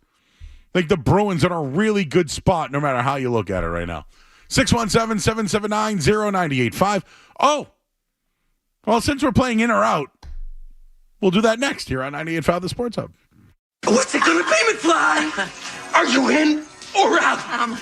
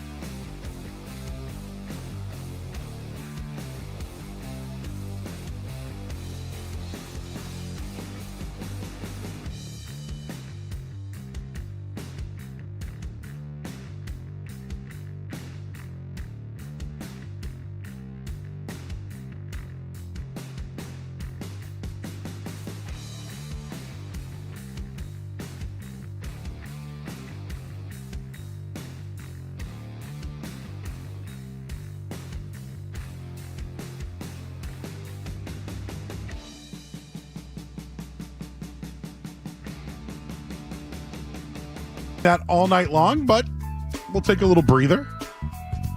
Play a little in or out, get caught up on some things maybe over the weekend, some stories, some things we may have seen.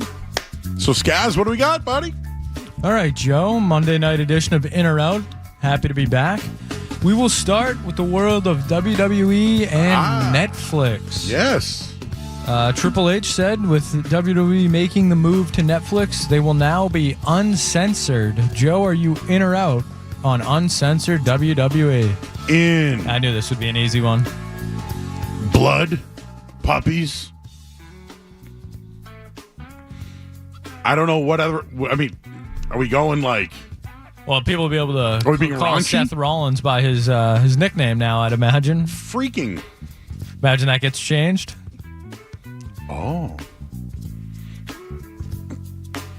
Like, my mind went to the Val Venus days. Hello, ladies. Gronk's favorite wrestler. Exactly.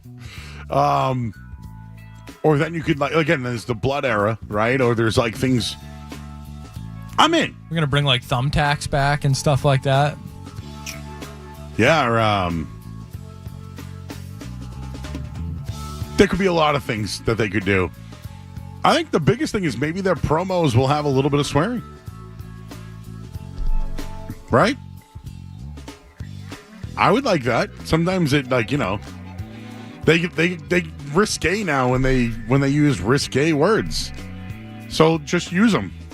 I'm in on this, though. You know another thing WWE did today? They made an agreement with the city of Indiana. Sorry, the state of Indiana. They're going to have a WrestleMania there, SummerSlam, and another event.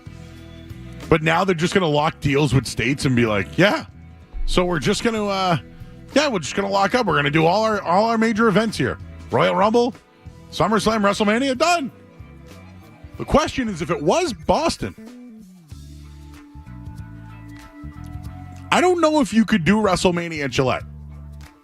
I don't know if you could because of the old weather factor. Yeah, it wasn't Philly, kind of. They were pushing it. What about SummerSlam at Gillette? Yeah, I mean, should be fine, right? The biggest event of the summer at Gillette Stadium. People could stay in multiple areas. Rhode Island, Boston. They could probably come from New Hampshire if they wanted to. Connecticut, New York, whatever.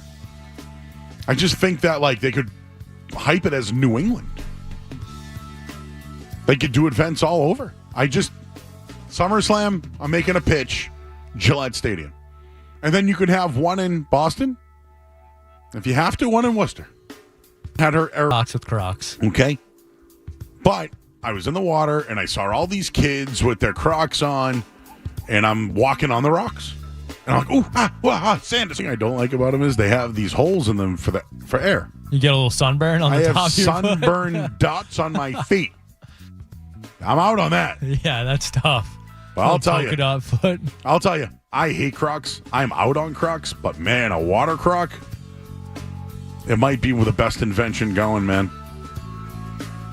Like, I get it. If you want to put your feet in the sand, you can do that. It's just if you're going in the water, though, you want that Croc. What's up, Croc? Can we rock? If you smell what the Croc is cooking.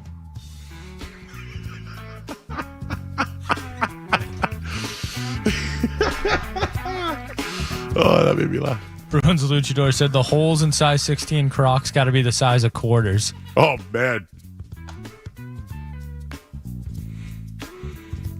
Yeah. You just spray a little, just a little sunscreen right on the top. You'll be fine. I'm going to wear them one night.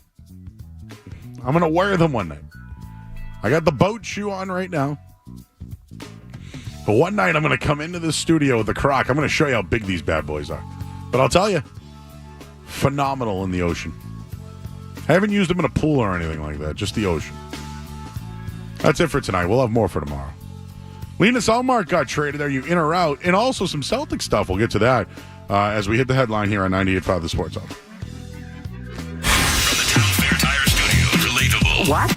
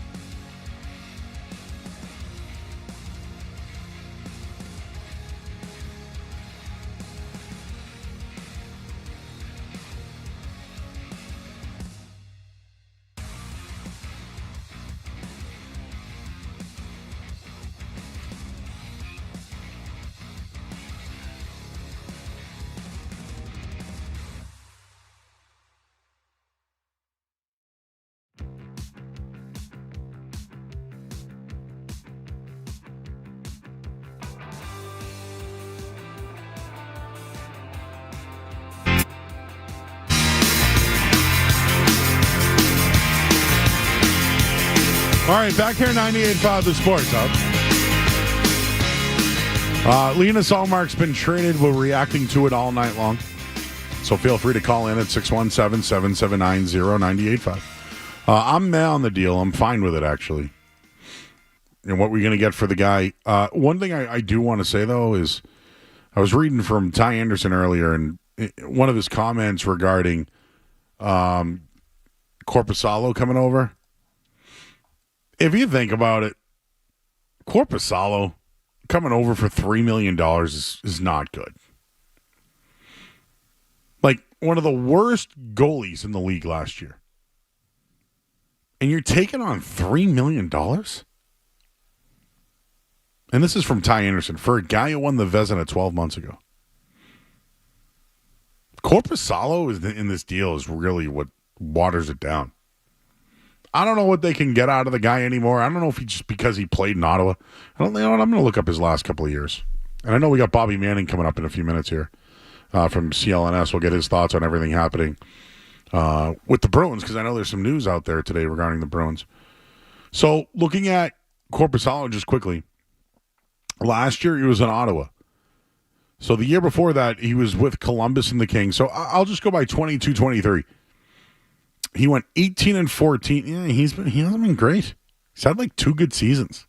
3 maybe. Not a good goalie.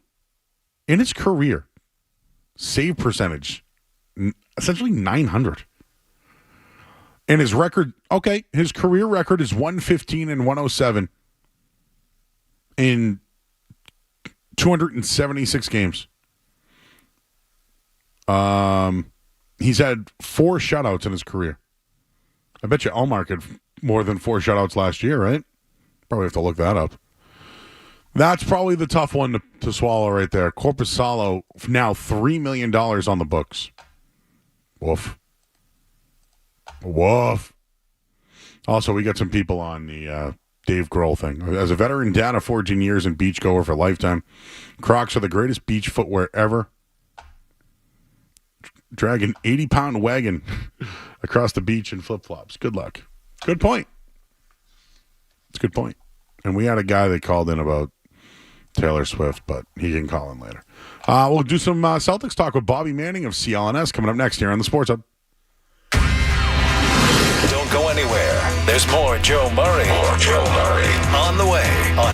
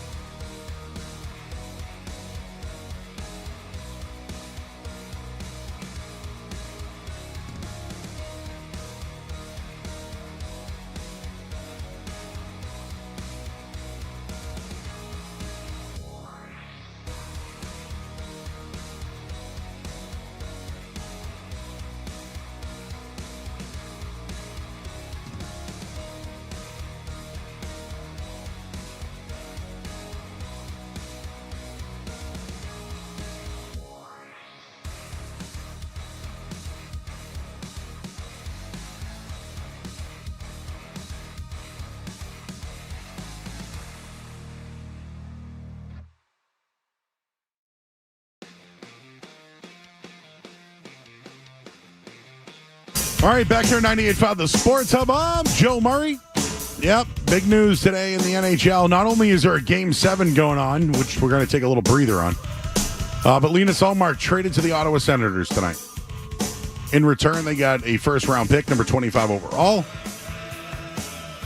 Eunice Korpisalo comes over, and they also get a Mark Kostelic, who's a center.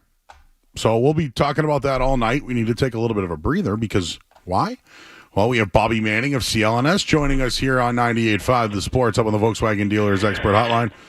Bobby, you all rattled in? How was the parade coverage? How you all locked in, man? It's been a busy week for you, bro. It's been a busy 3-4 weeks going back to the start of the finals, however long it's been now. It's been a wild ride. Those late starts get a little later that time, and then you're right into that week of celebration. And, that first night, Game 5 there, it really went all night long. Different Celtics hanging around there, different media just hanging around until basically the sun came up. And then, within the next handful of days, I know they were down to Miami, but that parade was pretty wild. I got the chance to ride in it, which was really amazing. A pretty special moment to just kind of see the whole thing in full, have that, point of view look right in front of Joe Mazzulla. So that was pretty wild. And, they've been stopping in the fast food places. Today, Horford, White, and Pritchard were over at Gillette celebrating. They're at Fenway right now. So they've been all over. And, it kind of brings me back, Joe, as Sam Cassell said before this year, that he was going to try to impart what it's like to win in Boston to this group, because he did it, and it's kind of tough to describe. And I think everybody on the team this week's had a tough time describing it, but you see it, just the reaction to everybody, how much more pep is in everybody's step, and just how they're being reacted to in the streets, just being around the city. It's pretty amazing. So you brought up Sam Cassell. Looks like the Celtics gave him a little bit of a bump, right?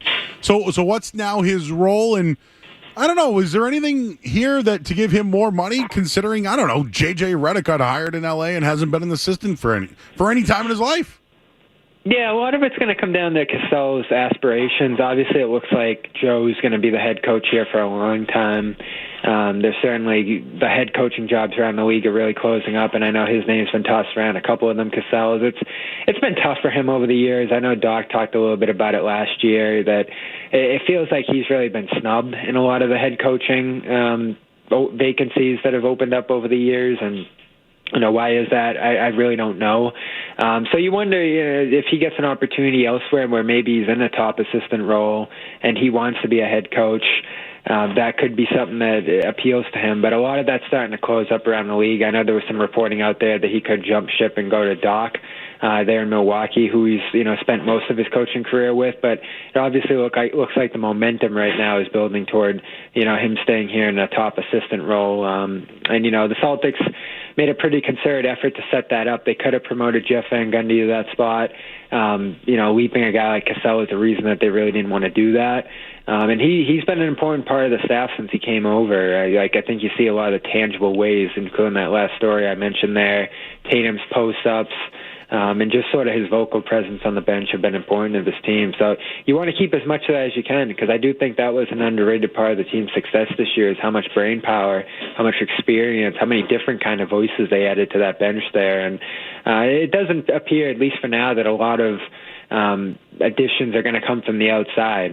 So you want to keep as much of that together as you can. Obviously, if a guy like Cassell does leave, they'll try to promote from some of the guys who are in there. But a guy like that's tough to replace. You can't really replicate a guy who's played here, a guy who has coached for as long as he did and played in the league for as long as he did. All right, Bobby, I know the Celtics need to make a few moves, and, well, one of them was already made for him. O'Shea Brissett did not pick up his team option, or player option, excuse me. Why not? Do you think he's going to get more money in free agency? What do you think was behind that? Yeah, I think, his agent realized that this is a prime time to try to make as much money as possible right here, and how much is more. Even if he goes out and gets a 2-year minimum deal, that's about double what he would have made here off just picking up that option. So I'm sure there's going to be some momentum for him going into free agency to get a role elsewhere. Bring in some of the experience he had being on this championship roster. And, he had a great offensive rebounding year. He showed that he's a guy who can guard a couple of different positions. The shooting didn't really work out as much as the Celtics would have hoped, I'm sure. So I think there's probably a strong chance that he's not going to be here next year, just because I think it'll be fairly easy to get more than that 2.5 elsewhere. And I just don't think the Celtics, who have a handful of free agents here, in position to, offer multiple years to a guy like that, or even a pay bump to a guy like that. And they don't have his bird rights either, so you can't really even go too high over 2.5. So I think it's safe to assume that he's probably going to be elsewhere next year. The question is going to come down to Cornette and Tillman, who are both free agents. You'd love to keep both, but this is that roster crunch they're going to start to have a little bit here, Joe, with the second apron and the tax mounting and everything else. A lot of these guys are luxuries this year, and they were great finds and great pickups, but, when they get their opportunity to maybe make even just a little bit more money elsewhere, it's going to really put pressure on Boston to decide who they want to keep and who they can let go. Is there anyone, if they do happen to lose one of those, or both, let's say, is there a center that you had in mind? I mean, we've heard some names all the way from, Wendell Clark, like Wendell Carter, guys like that, like guys maybe close to Jason Tatum, or any bigs. Like Dario Saric is a guy that I'm looking at. But any names that you think would be, big man pickups for this team? As far as pickups go, you could look for a Blake type. You could look for that veteran who comes here and doesn't have any expectation of a role. I think one guy who's interesting in that regard could be Tice, who's been here a couple of different times, who they know. 3 times as Tice, let me tell you. When I look at the free agent list, that's the only name that really stands out to me. Like P.J. Tucker. He didn't love not playing last year, so I don't see him as a guy would who love comes that in one. here. And I don't see a lot of these names working out. Like it's a very specific guy who's willing to come here for a veteran minimum, who's willing to not play.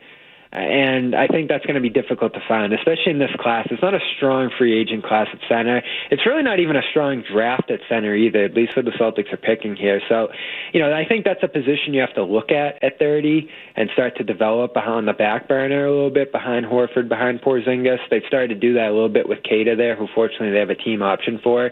So I do think that's a guy who's going to be part of the dynamic this year, because he was part of the dynamic last year, playing that little stretch when Cornette and Porzingis and some of the other guys were out there in December. So Keita's a guy to watch. He's going to be back next year almost certainly on that team option. And then I think you decide one of Cornette or Tillman. And, as much as I'm a big Cornette guy, and I think Tillman had some difficulties adjusting to the team in that first year, he's younger. He's a great defender, an elite defender, so you have that one bankable skill there. There's offensive questions, certainly. And Joe didn't always seem comfortable going to him, but you gave up a couple picks for him. I don't think he'll be extraordinarily expensive to try to keep for a handful of years here. And you do have to start to think about life after Horford at some point here. And he is a guy who switches a little bit, who has worked on his three-point shot, and is certainly a guy that it helped them at different points this year. So I definitely think if you really press me to predict how it's going to go, I do think Cornette would shake loose unless he's willing to take a little bit of a hometown discount to stay another year or two here. And Tillman's probably the guy you invest in long term if I just had to predict.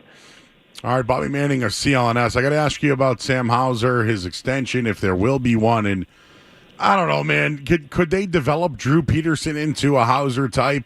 I think Hauser's going to get paid, man. Yeah, you have to think so. I mean, the consistency with which he shot the three and has started to defend, too, it could be a big payday next summer. And, you got to start to look around the league about who could afford something like that. But at the very least, these mid-levels are pushing toward like $10 million, even the the taxpayer ones. So at the very least, he's going to get that. And that's just not something this team, if they want to keep a White, if they want to keep this whole core together, can afford. And maybe make some decisions to split up the core by 2026 there. But I just think those are the guys that are going to shake free. Cornette, you got a ton out of him for 3 years here by finding him, in that trade deadline and then developing him in Maine. Same thing with Hauser, undrafted. An amazing accomplishment to get as much as they did out of a guy like that. But when you're a luxury tax team and you're going to be a repeater team and you have to make all these tough choices and you want to keep a guy like White, certainly, it's the Hausers, it's the Cornets who are going to go if they get paydays elsewhere, and Hauser will certainly get one. I think you pick up that team option for $1 million this year and get what you can out of them this year, and then try to replace them. And a lot of guys that are on their workout list do look like guys that could be in that mold. And you're certainly not going to repeat exactly what you got out of Hauser, but Baylor, Shireman out of Creighton, and you look at Antonio Reeves out of Kentucky. Those are guys that you're going to try to, I think, repeat the Hauser process with. And it's an important position. You saw how important he was in the finals. But it's not certainly one you're going to extend yourself to keep when you have the top 6 that you do here. No, we're gonna have to have you on for the draft, man, because woof, it's a tough one this year, man. I don't even know. I watch a ton of college basketball too. And I just feel like this is one of the weakest drafts I've seen in a while. But, I'm sure that with all these second-round picks that are out there, I'm sure a lot of the team... do you have a thought on the draft, by the way? Yeah, I wouldn't expect much. I don't think you're going to be able to find someone who produces over the next year or even 2. I think it's going to be similar to a Walsh situation last year where you find a guy in a mold that you like and you're going to try to mold them to your system, and that's going to take some time in Maine. That's going to take some time, maybe even overseas if they go with someone in that draft and stash route there. So I wouldn't go into the draft with high expectations. I know there's a little bit of reporting now that they can maybe look to move up. They have a lot of second-round picks long-term, so it's certainly possible. But I just don't picture that happening. I think it's more likely that they're going to stay at that 30 spot or even try to move back just for money purposes. And it's not going to be a very exciting night, Joe, or 2 nights. They've spread the draft out over 2 days now, so it could be a Patriots situation where you get to 30, you wait all night, and they trade back into that second round. And I actually do think that's what they're going to end up doing probably tomorrow, just for the tax purposes, just for the interchangeability and giving themselves a couple of different options like they did last year. I got one more for you, but is Jan Madar still a part of the Celtics? Yeah, he didn't go to Summer League last year. I think he wanted to, and it just didn't work out in terms of what some of the priorities that the Celtics had, I think. So you guys like that, you draft them, you hope it works out. It's kind of a prayer. And yeah, I just don't think you're going to end up seeing him play for the Celtics down the line. Even Johan Begarin, who they drafted and stashed in France too, is looking like a long shot at this point. But you keep those rights forever. You never know. Begarin's still on the younger side. But yeah, that's how draft and stash goes. You usually pick them, and they might never even play in the NBA. That's how it goes sometimes too. All right. So you were on the duck boats. You yourself, was it a bunch of reporters or CLNL's guy? How did that all work out? I was with Gary Washburn and Jared Weiss. It wasn't a boat; it was a truck. Okay, the flatbed. Yeah. So we were on the back of the flatbed. We were right in front of Joe. Okay, I have a question for you on this. Have you heard about this?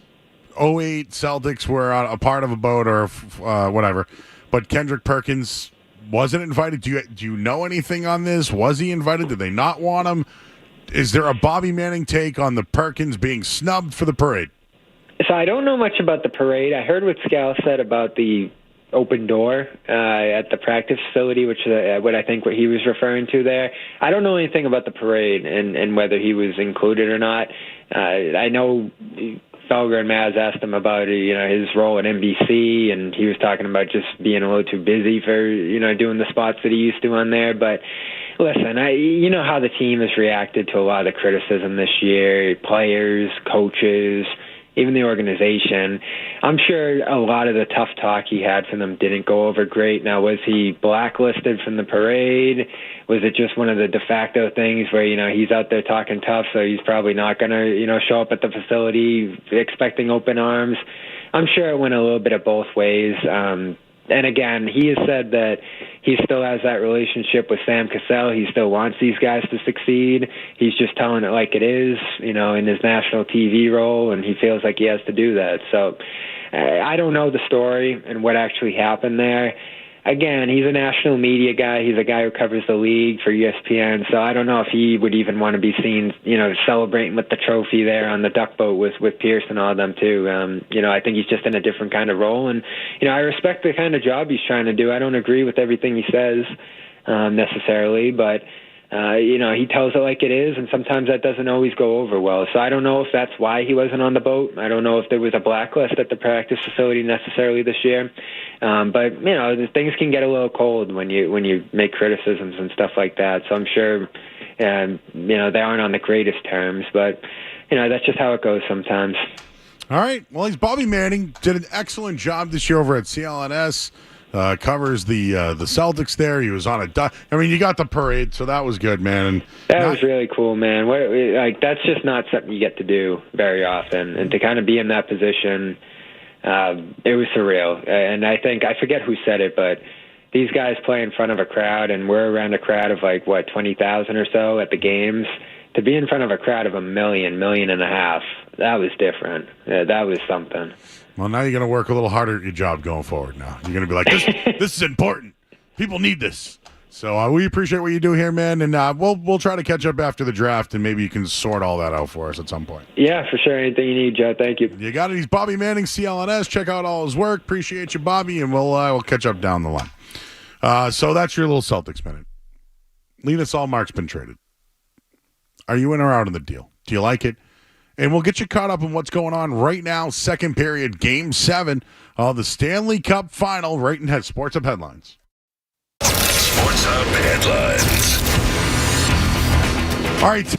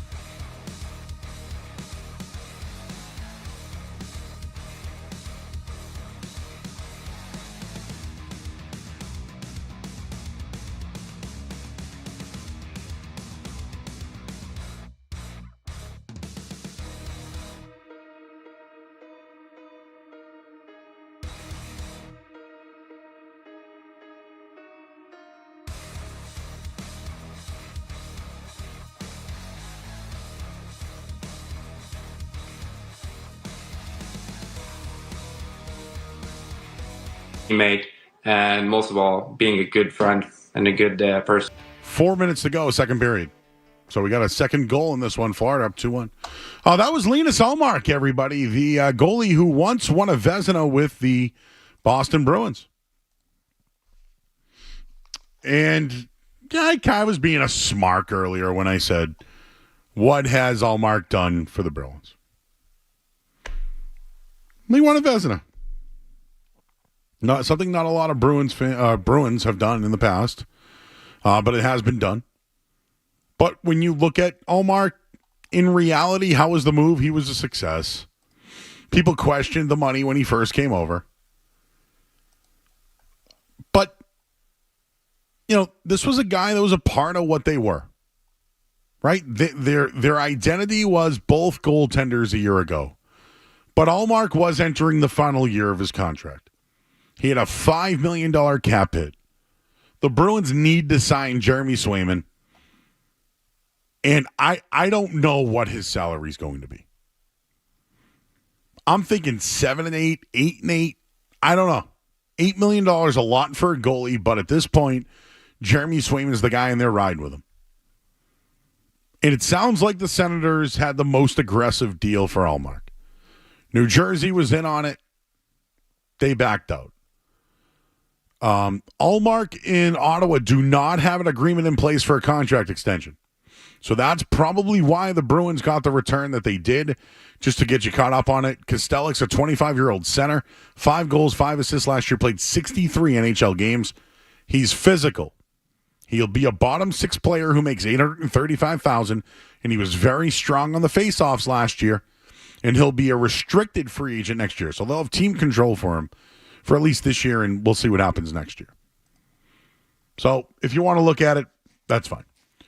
A couple other things regarding the trade. The Bruins did not have a pick in the first 3 rounds of the 2024 draft. They now have a first-round pick for the first time since taking who? Fabian Lysell. 2021. And as Skaz pointed out earlier, the Bruins last held the number 25 pick. They took David Pastrnak. The time before that, well, it was Jordan Cron. How about Mark Kostelik going to be an instant fan? This according to Bartlett Hockey. Fast, mean, tough, loyal teammate, and amazing in the community. 6'3" center. You'll build a bottom 6 around him. He's an old school Bruins identity. See that one, Skaz? Yeah, just another guy who isn't that great at hockey, but he can throw a couple punches. But he's tough. He's tough. Yay. Hey, that's called Bruins. I don't know. How about some guys that can, play hockey? What do you think that means for Pat Maroon now? He gone. Good. Yeah, I mean, love you mean it, as some would say, but I'm good on the Pat Maroon experience. Good. Those 3 minutes a night in the playoffs aren't really doing it for me. But he was such a leader. They need some ponies. They didn't get any ponies back. But this first-round pick, what could it be? I like the guy that was like, it was all his line mates. It's like, 10 points in 63 games. I'd like to think if you're on the worst line in hockey, you should be putting up more than that. But true.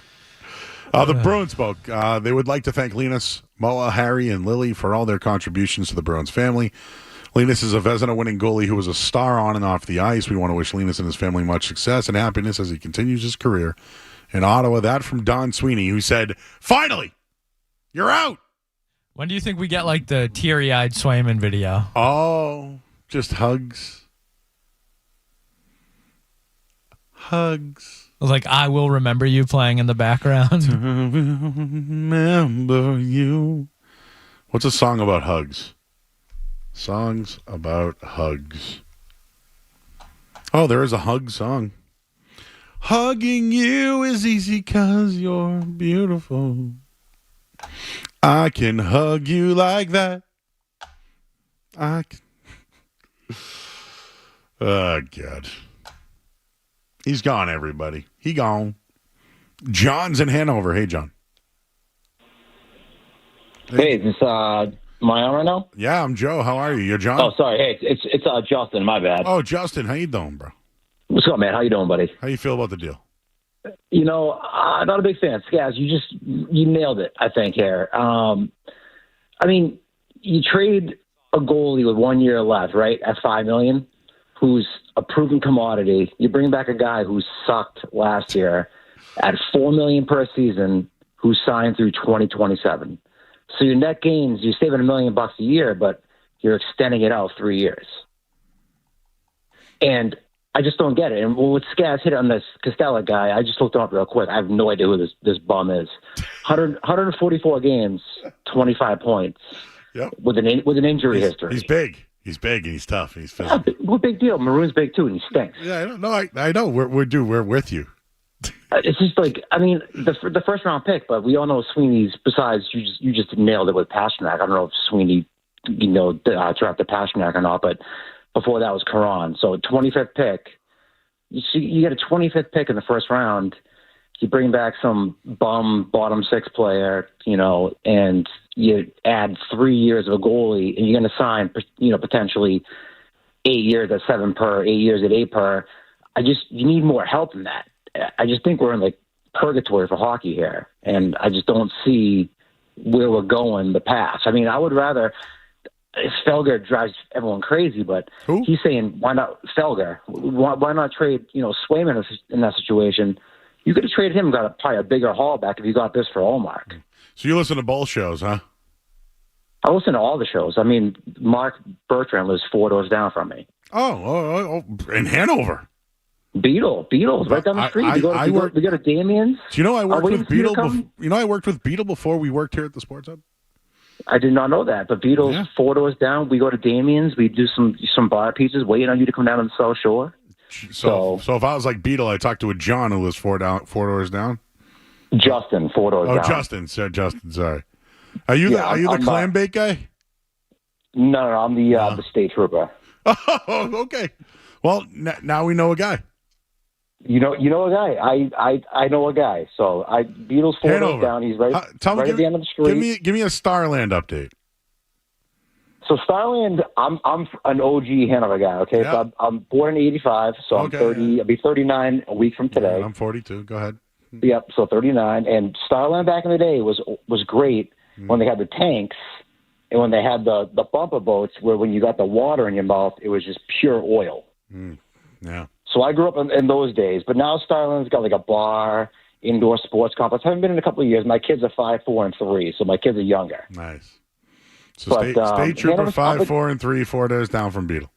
Justin. 4 doors, yep. And then we go to Alba. Come on down, Joe. Skaz, you're invited too. Come on down. We'll have some South Shore bar pies. All right, appreciate you, Justin. Got your name right. State Trooper 4 doors down from Beetle. I'll make sure to tell Beetle that when I see him. We got the musings coming up next, but just before we do that, the Red Sox have won on a walk-off by who? Who else but Jarren Duran? Duran. The hot streak continues. Has anybody played Duran music for him yet? Is this might be getting in the lab, Joe? Duran? I don't know, what song do we use? There's just so many. Hungry Like the Wolf? Come Undone? A Matter of... I don't know what to do. This one's tough. But the Red Sox have won again on a walk-off. We'll have more on that. But wait, we have the musings next here on 98.5 The Sports Hub. More Joe Murray coming up on the...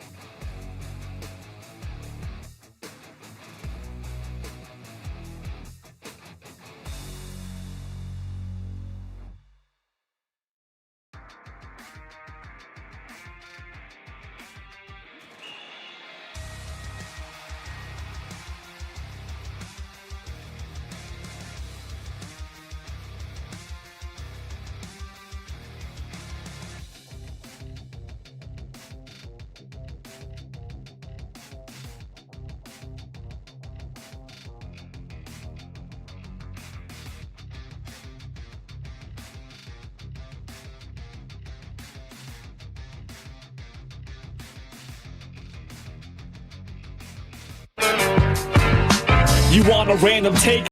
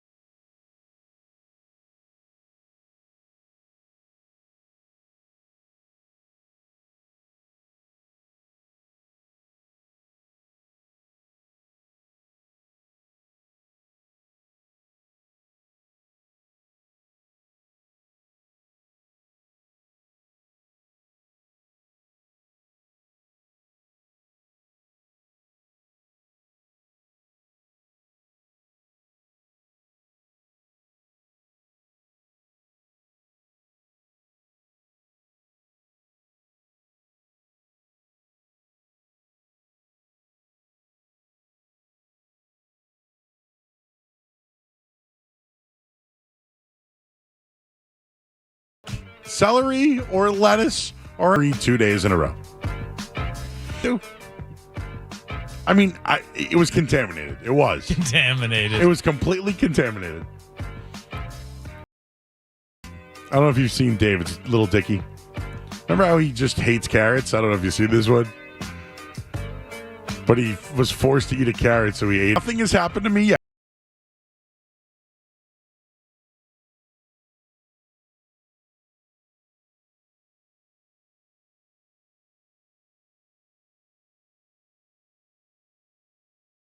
Celery scare of 2024. The chat is pissed right now. Why are they pissed? Blasphemy. They're upset. Upset. Waldick snacks on celery sticks dipped in ranch dressing. Oh, this man says no lettuce yet eats celery. I didn't want to eat it. What was I gonna do? But I'm not gonna eat. I did pick around it, okay? But it was there, and I did it. I did it. Another confession to make. Dave Grohl's pissing off the Swifties, and I got confessions about celery. I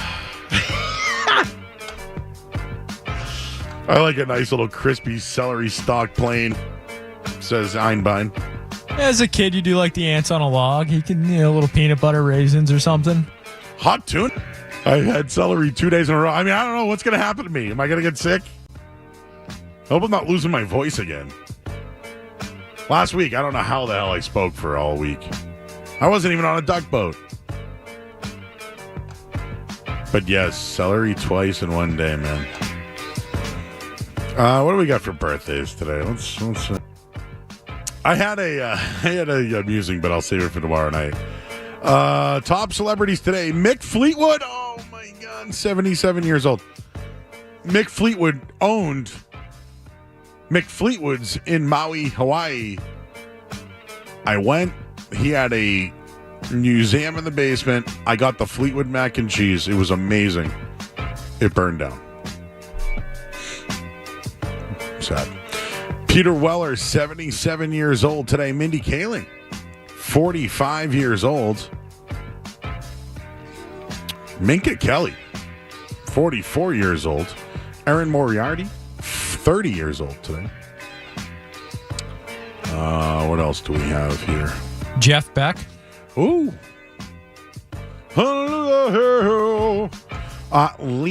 Lionel Where's Taylor Twellman? Lionel Messi, 37 years.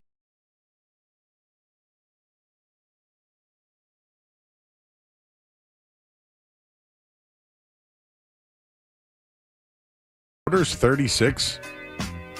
She's from Vanderpump Rules, or was. Guess whose birthday it is? JJ Redick. Devo's birthday. Tiny Lister. Devo! You got knocked up. Somebody comes whistle.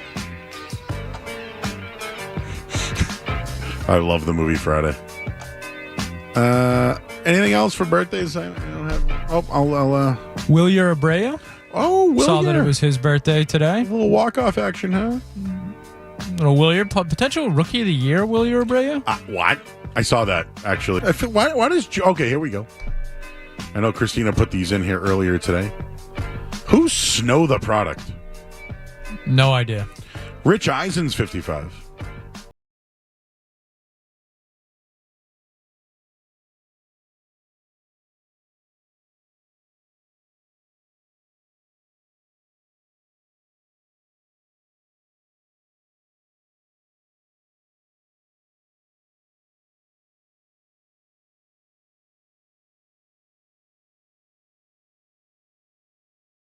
Birthdays today. Anything else, guys? Anything you want to vent about? No, you good? How was your golf this week? It's good. Yesterday afternoon, got some great weather. Who golfed the best? My buddy Justin, definitely, unfortunately. Did you golf with Stenberg and those guys? Stenberg and Barth, yep. Stenberg, good player. Barth, you know. Oh, so Stenberg's a golfer? He's a good player, yeah. What's his strong suit? Driving, mid-games, putt? He's a good iron player, I'd say. Iron? Yeah. Out in the field? No, get him in the fairway, yeah. All right.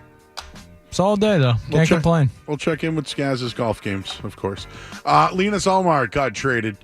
Game 7 of the Stanley Cup Final is going on right now. The Red Sox won. There's a lot happening, and we got it all for you in the final hour here on 98.5 The Sports Hub. From the Town Fair Tire Studios, the only place to hear the local call of the game is right here. WBC-FM and HD Boston. Boston's home for sports. 98.5 The Sports Hub. Beasley Media Group station. Sports Hub headlines. All right, Linus Ullmark traded to the Ottawa Senators tonight. In return, the Bruins will receive a first-round pick, number 25, to be exact, coming over from Ottawa. Bruins will also get a goalie. You might be familiar with his name, Eunice Korpisalo. They're going to take on 25% of his contract. And then Mark Kostelic comes over. He's a bottom six center who is 6'4", and is strong and powerful and had 5 goals. So there's the deal. Game 7 right now, entering the third period. Panthers have a 2-1 lead over Edmonton, Florida. 18-0 this year when leading after 2 periods. And last year, too. So, because 18 games in 2 years. Red Sox went on a walk-off tonight, 7-6. Jaron Duran. Walk-off single to score who? Ceddanne Rafaela. Man, these young Red Sox, let me tell you. How about that? Headlines, they are brought to you by Awaken 180 Weight Loss. Don't put off losing weight this summer. Reach your goal during the easiest season for weight loss. Awaken 180, the official weight loss program of summer. I'm Joe Murray. Your next update soon. Boston, the greatest sports town in America. We have a farm. I have about 200 pigs here. We get to spill beers on each other without worrying about spilling beers on people. Boston's home for sports. 98.5 The Sports Hub. Talk about. In the midst of a Game 7 of the Stanley Cup Finals and Linus Ullmark being traded and the Celtics winning the NBA championship. It's just a fact. It's what they're doing. You know, who's saying, give them something to talk about? Right? That's what's going on right now. They're giving us something to talk about. And here I am. 10 of 12 they've won in this streak. I read today that they were 0-10 when a favorite of less than to open a series. And they won tonight, right? So you had something earlier, Skaz, on Jaron Duran. Oh, I'm looking for it right now. Oh, it was it was like his. It was one of those weird stats, but it might have been his like F WAR. Yeah, he's 8th in the league in F WAR. F WAR. What is it good for? What is it good? 3.3 is his number, and the players that are ahead of him: Shohei Ohtani, Aaron Judge, Juan Soto, Bobby Witt Jr. I heard something recently, and might have just, I don't know, been on this station. Just talking about if Jaron Duran's an all-star and all that. He might have to be. Now, I'm not saying he's going to do this all year. All-star is based off the first half of a season, right? Isn't that what it's based off of? I think Duran's having one of those. He's having a great first half. And when people say all-star, you think names like Shohei Ohtani, Juan Soto, Aaron Judge, right? I look at Jaron Duran and say, if Jaron Duran's an all-star game, they really should cancel the event. Oh. Were there any other names that he thought were all-stars? Aaron Judge, right? Shohei Ohtani, those were the names, right? Just want to be accurate that Jaron Duran's 8th in F WAR, whatever the hell that is. But that's where he is. 3.3. A walk-off tonight. A walk-off. Winning 10 of 12. They were done. They were done. Right? They were down 6-2 in the 7th inning. Then Hamilton homers, 406 feet. You know who scored? Rafaela, right? Well, Jordan Duran on that. Jaron Duran on that one. On that one. No, that was on the Hamilton. Then Gonzalez scored everybody. And then Duran scored Rafaela. What a win. What a win. I push back on the, Jaron Duran not being an all-star because he's not exciting enough for the all-star game. Has to be like Aaron Judge and Ohtani and stuff like that. Like, I don't know, Craig Biggio's in the Hall of Fame. I can't ever thinking to myself, oh, wow, we got to watch Craig Biggio slap a single to left center tonight. Like, he doesn't have to be Ohtani to be an all-star. Jaron Duran's a pretty exciting player. I mean, flies around on the bases. He's figured out somewhat how to play center field from the Blue Jays debacle we saw a couple of years ago where the ball just flies over his head. So, yeah, I just push back on that a little bit. There are plenty of guys in baseball who aren't, Barry Bonds or Ohtani that deserve to be all-stars. If Jaron Duran makes the all-star team, it's because he deserved it. But will he get ahead of it over Jansen and Devers? Probably not. And then I have to look at the rest of the outfielders, right? Because there's a lot of them. Don't you get Ellsbury vibes with him? He seems more sturdy, more durable. Oh, really? Than Well, I feel like Ellsbury was always banged up with something. Always. Always. Got paid, right? He did get paid. And then kind of sunk. Duran is a Chaim Bloom guy? I'm just trying to reach out. Dombrowski, Bloom, Breslow. And this was something I wanted to do later on. Well, we'll do it tomorrow now. But who gets the credit? I think it's the players. I know Cora is going to get all the accolades, right? Look what Cora is doing with this group. I think it's the players. If Cora's gone, this group's still here. I think it's the players. Oh, we got Topher on the line, huh? Topher, how you doing, bro? Dude, we let you go away for a weekend and you eat celery? What the heck? I didn't mean to, bro. It was a confession. It was a confession. Dude, like I said in the chat, the Lakers tamper with JJ Redick and someone tampers with your sandwich. Yeah, someone tampered with but here's the deal, right? If it was lettuce, I would have really not have ate it. But these were little chopped up celery. It was a little green, Joe. How do you know it wasn't lettuce? It wasn't. I can smell lettuce. Hey, when you get buffalo wings, do you get celery and carrots? I get it on the side, but I usually never I usually pick at the carrots. I don't usually touch the celery though. I don't like cold carrots. I only like hot carrots. Is that weird? No, not at all. Have you actually seen some of the places where you get what do you call it? Like you get your buffalo wings and they're sitting there, and then you look at the celery, and some of it just looks horrible. It looks terrible. Yeah, I'm out. Can't do it. I'm out on any garnish at all. I'm out. No, the green. Just I thought. Like who? I What thought do you go on a menu and say? Yeah, I need garnish. We got to get garnish on these plates. Excuse me, can I get a side of buffalo wings with some kale, please? Thank you. No, but let's say you're Topher's Kitchen, right? Let's just say you got it going on, okay? Are you calling, the Restaurant Depot and saying, I need garnish? All right, so if I'm doing like a big event and I'm doing something specific, then yeah, I may throw something like really nice. You've done garnish? You're admitting that you're a garnisher. It doesn't have to be green. Are you admitting that you're a garnisher or not? Are you admitting that you ate celery? I did. It was a confession. You're a garnisher. On occasion, if it's so good, why do you need the garnish?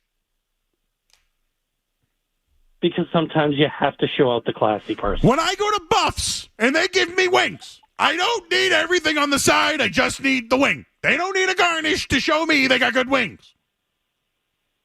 So Joe, what you're saying is that if you saw a really nice garnish that was made out of a buffalo wing, you wouldn't need it? I don't know what garnish that looks like buffalo wings is. What kind of garnish would look like a buffalo wing? Not all garnishes are green. I mean, unless you're going to put like Brussels sprouts as the garnish. Oh, no, out. Oh, I like Brussels sprouts. Did you know that? I like asparagus. I like asparagus too. So I'll let you go on this, but I want a thought on this. Have you ever had cauliflower pizza bread? Absolutely. It's unbelievable. The crusts are great. Yes. Very true. I can give you a brand I like too. Oh, there's a brand? Oh, hit it with me. Yeah, I got to look it up.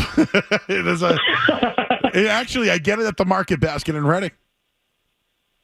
Ah, nice. So once I get that name, I'll text it to you. Definitely. And to the YouTube chat, everybody, what's going on? And Skaz, hi, Christina, what's going on? Thank you. Thank you, Topher. But yeah, Joe, nice to see you, buddy. Hi, you too, buddy. I didn't see you, but it was nice to talk to you. Garnisher. I've got another confession to make. I ate celery. All right, Lena Solmark got traded. How do you all feel about it? We'll talk about that coming up on the other side. I'm Joe Murray here on the Sports Hub. Don't go anywhere. There's more.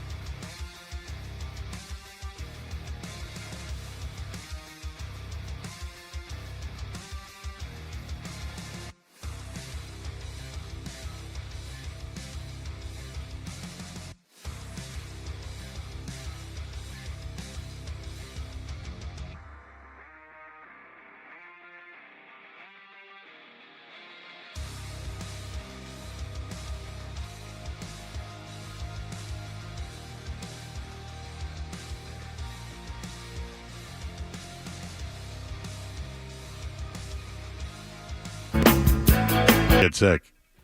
Like 3 strikes, you're out, bro. Hit your quota. You know? But yeah, when I got the first one, I go, all right, it's in a pita. I don't really taste it. I'll be fine. And a couple of times I felt that weird vegetable sensation on my teeth. And I went, celery, I can't believe I'm doing this. But you know what?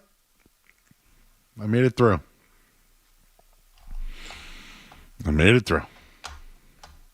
Somebody wants me to keep it going. Nah, I'm out, bro. That's it for me. It was a busy weekend. It's just a lot on my plate.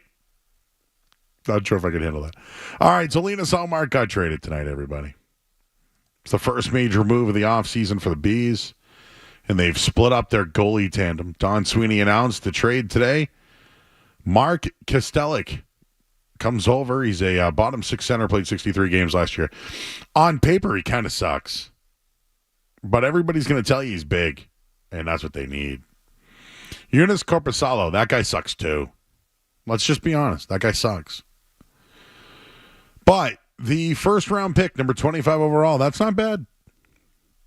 And Ottawa's going to take back 25% of Corpusalo's contract. So either way, the Corpusalo deal is not good. Ullmark, 3 seasons in Boston, won a Vezina. He tied a franchise record 40 wins. Had a .938 goal percentage. Was a great 1-2 punch with Jeremy Swayman, no doubt about it. And when they gave Swayman the net over Ullmark in the playoffs, Swayman started 12 of 13 games this postseason. I already mentioned the thank you that the Bruins did.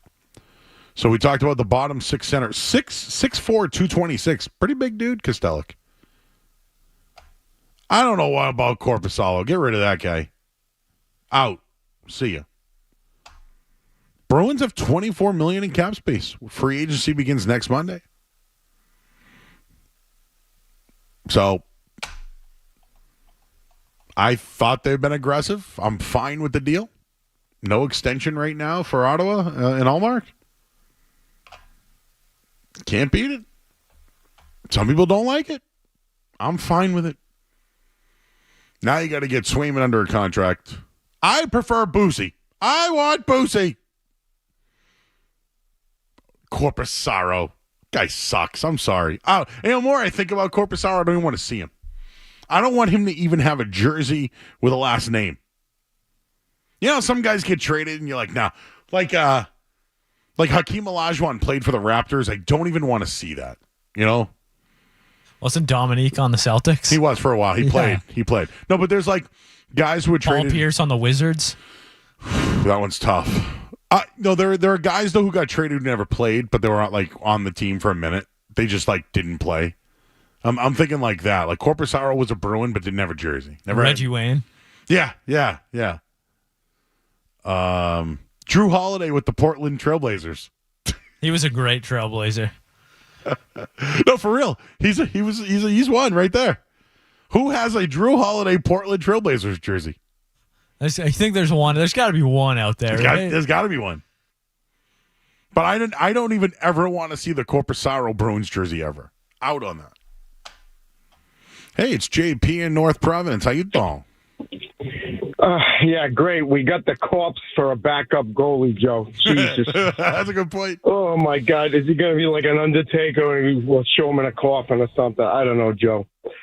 First of all, great take last weekend betting Tennessee in the World Series. They're looking real good tonight, Joe. Up 3-1, I think, last time I looked. 6-3 right now. Oh, thank you, Joe. I might be able to actually go back to the point this weekend if that bet goes through, Joe. Thank you. As far as this trade, this sounds like somebody Belichick would have tried to get as a reclamation. Did they get him so that in practice the forwards on the Bruins can actually score on a goalie and see what it feels like, maybe? Nope. They want a tough guy. Oh, can the big guy fight that they got? You know what? How many fights has let's look him up now. Fights. Is there? Because he's big. Because we need a big guy when we play some of the teams. Maybe that's why they got him. But, he does get 53% of his faceoffs. Are you kidding me? Yeah. I would rather the trade was just, okay, we traded Omar for a first-round draft pick. This kind of floats him and jets him, still ties up cap space. Sweeney needs to make a splash in free agency, or it's really going to look bad, this trade, Joe. I don't feel that way right now. Let's see if he can draft. He's not known for drafting good picks, although he got lucky with Pasternak. So I think the jury's going to be out on the trade, Joe. We'll see. It just doesn't. I hope it doesn't go like Cassidy. We get rid of him and he wins the cup. Which, like a great call earlier said, Omar all of a sudden is going to look like a Vezina goaltender. But he had to do something. I just think he got nervous. I don't know, Joe. And Joe, last weekend went to Mako Restaurant in Peabody. Oh, where'd you go? I missed the Mako. I missed going to Mission. Couldn't make the Mission. Little train problem, so we ended up at Mako and Peabody. I haven't. So, dude, I've been there. I live on the other side of that. Kind of behind it. Couldn't find the damn place. Trying to come in, you got to cut through the it's Holiday on Route 1 Inn parking lot and go over a curb and hope you got on the right side of 129 and Route 1, Joe. You sometimes might just end up at Sonic. Yeah. I've done it. Yeah, I've done it. It's happened to me. Guess where we popped it first? You're right, Joe. You started at the Sonic. You went to the God. Sonic first. Good meatballs. I've had their meat, but they're I've been there. Nice little place. Had the eggplant. It was outstanding, Joe. The eggplant, huh? On the date? Oh yeah, we had she had sea bass. I had the eggplant. The food was great. Can I give you one? So I give you one more. Been there, done that. One more when you're out there. You ready for this? Oh, I need it. Got to be before 10 o'clock at night, though. Okay. Richardson's Ice Cream. Just go there, hang out, see the cows, eat the ice cream. Thank me later. Well, we like to do that. We've been doing that in Swampscott. I like a little late night, little get together kind of thing. I'll try it and let you know, Joe. Thank you. Yeah, they got a batting cage out there and everything. Golfing. If you want to show her how to putt. She said she wants to go to the driving range. She golfs. There you go. Who's better It's than me? all in one spot, dude. And across the street, they have this little it's called The Lot, and it's a bunch of food trucks. So you could drive to the lot, get a food truck, go across the street, do a little driving range, get some ice cream. Thank you, Joe Murray. A date on my budget. I appreciate it, That's Joe. right. Actually, it is. 2 ice cream cones, $12, bro. Can't beat that. I'm all in. It's like half-baked when Thurgood, she's like, can you take me out? And he has like $12, and he's got to pay for the cab. And then she's like, I really want a hot dog. And she's like, get sauerkraut at 50 cents. He's like, damn. Then and they start huffing it. And she goes, can we take a cab? And he had 64 cents left. And then the homeless man that was there, I forget the street person, had a little money bank, and he took it and he paid for his ice cream. And then he made love to Mary Jane. Oh, we got to get to the headlines here. I'm Joe Murray, 98.5 The Sports Hub. Sports Hub headline.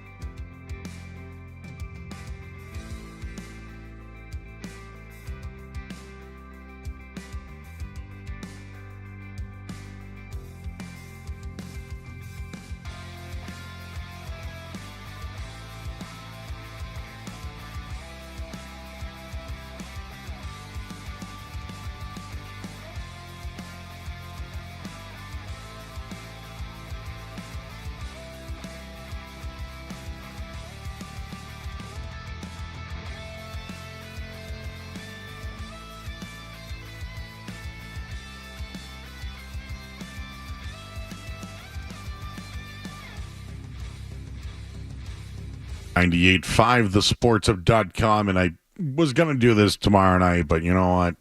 I'll just put it in here now because, I need a take to stay on the record, Skaz. And here's my take. The Patriots will have the fewest wins in the NFL this year. I'm not going out on a limb. I will tell you that they are favorited to be the worst team in the NFL this year. And we're just a few weeks away from preseason. I want to get my season prediction out of the way before summer begins, vacations begin. Patriots will have the worst record in the NFL this upcoming season. 4-13, replacing a coach of 23 years. First-round pick is going to ride the bench. That's exactly why I'm betting it to happen. Right now, on DraftKings, I did it today. Bet is in. Patriots plus 340 to be the worst team in the NFL this year. Few reasons why. Of course, the receiving corps. Kendrick Bourne off an injury. KJ Osborne, a free agent. Demario Douglas, a former 6th-round pick. They're depending on him to be the guy. They didn't do much to weaponize the offense. And the biggest concern is their line and Waynu's back. But along the line, Chukwuekorafo, right? They get the kid from Penn State. They drafted a bunch of kids last week. And then last week I told you about the UFL XFL kid that they brought in. They gave $3 million to. $3 million to an XFL guy. Know what the positive is here? Back-to-back top 5 picks. Something that helped the Celtics win a championship 8 years later. So I'm going with the old Celtics blueprint for the Patriots, even though we're crossing sports. So that's my takes, guys. Worst record NFL this year. Dang! So if anybody says,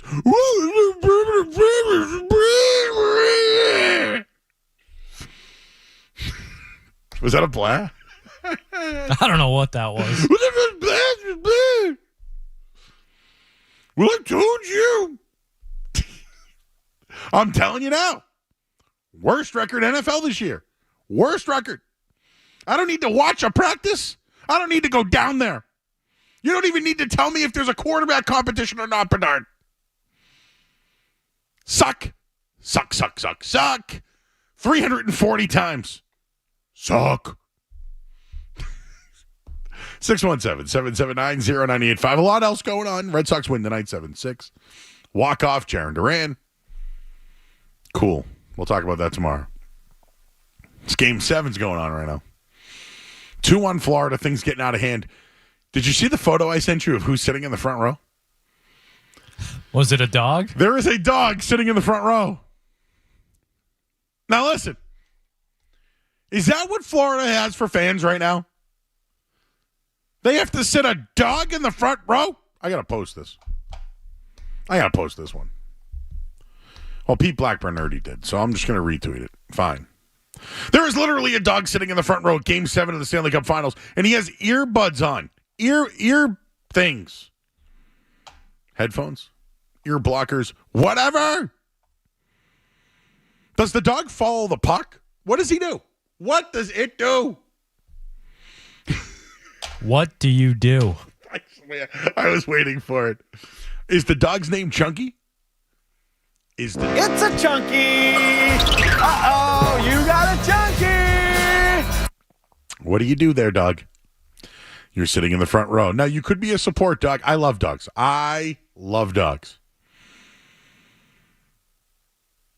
The dog has its paws on the glass, dude. Like above, in front of the glass. Like, for real. A dog is at Game 7. Oh, his name is Brody? Bark of? God. Well, hopefully we're here when this thing ends. Linus Allmark got traded. Your reaction to it. Let's talk to Alex in Londonderry. Hey, Alex. Hey, what's going on, my friend? How you doing? I'm doing well. Hey, I think it's a mediocre trade, to be honest with you, unless we have plans to do something with that other goalie we got. I don't know why we'd ever have a second goalie. We just got rid of Omar. What's the point? Like, Slay's the future. I think we could trade that away and maybe our first-round pick, get some second-round picks, fill up the cap, all that stuff. I don't know. I said that earlier, Alex, but, do you know who the last pick at number 25 was the Bruins made? I don't. David Pastrnak. You love that. You like that, right? Gotta love that. Gotta love that. Yeah, that's right. That's fair. So would you trade that now? Not everybody can be a Pastrnak, but if you're guaranteeing me, definitely not. Definitely not wanting to trade that away. Thanks, Alex.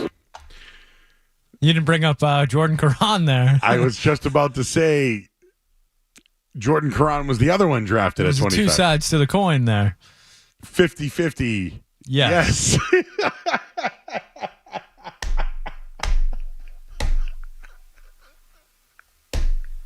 Why is that so funny?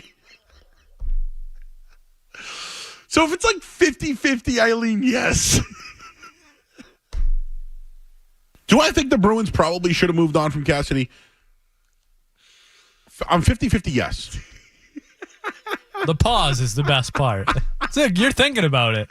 I'm 50-50, yes. Do I think the Bruins probably should have moved on from Cassidy?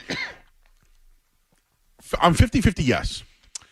How do I feel about the Ullmark trade? I'm 50-50, meh. I'm 50-50, yes. I'm 50-50, yes. Right? If it's split down the middle, I got to give you an answer. I'm 50-50, yes. Yeah, 50-50, yes. I'm 50-50 on it, but yes. Do I want celery on my... That's a no. There's no 50-50 on that one. Oh, man. 5 minutes to go. What do you think, Skaz? Think we're going to be able to hear to announce a winner? I like that. Always do we know the overtime bet, by the way?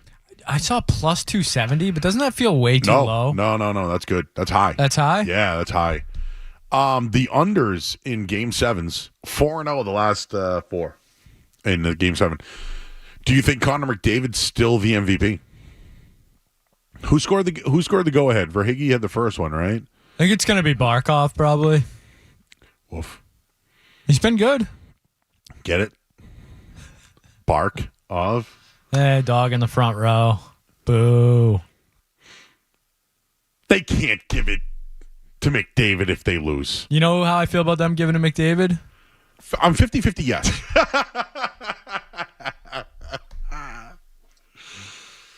Oh, man. There are some things on this show, man. But somebody said, I was out and about. Somebody said something to me the other day. Oh, somebody told me they were pissed. And I went, how many S's? How many S's?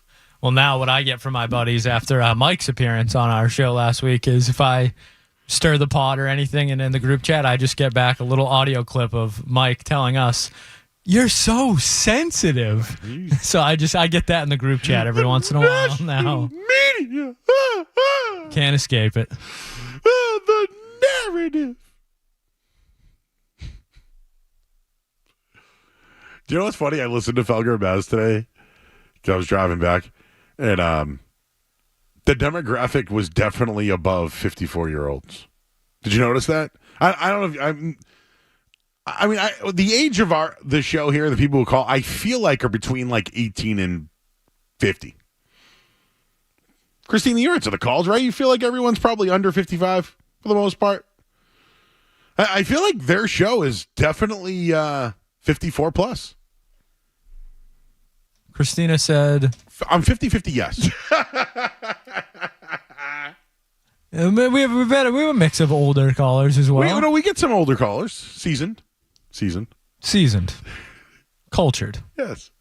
But I just was listening today, and it was the Kendrick Perkins thing that we did on Friday, by the way. We played sound of Scal saying Perk not invited. And they thought that was petty? Is that the word? I thought the worst part about that clip was them calling Kendrick Perkins like a voice of reason or level-headed in his analysis. And then he called in. Not sensitive at all, though, that guy. Calling in. Not sensitive at all. Where sensitive?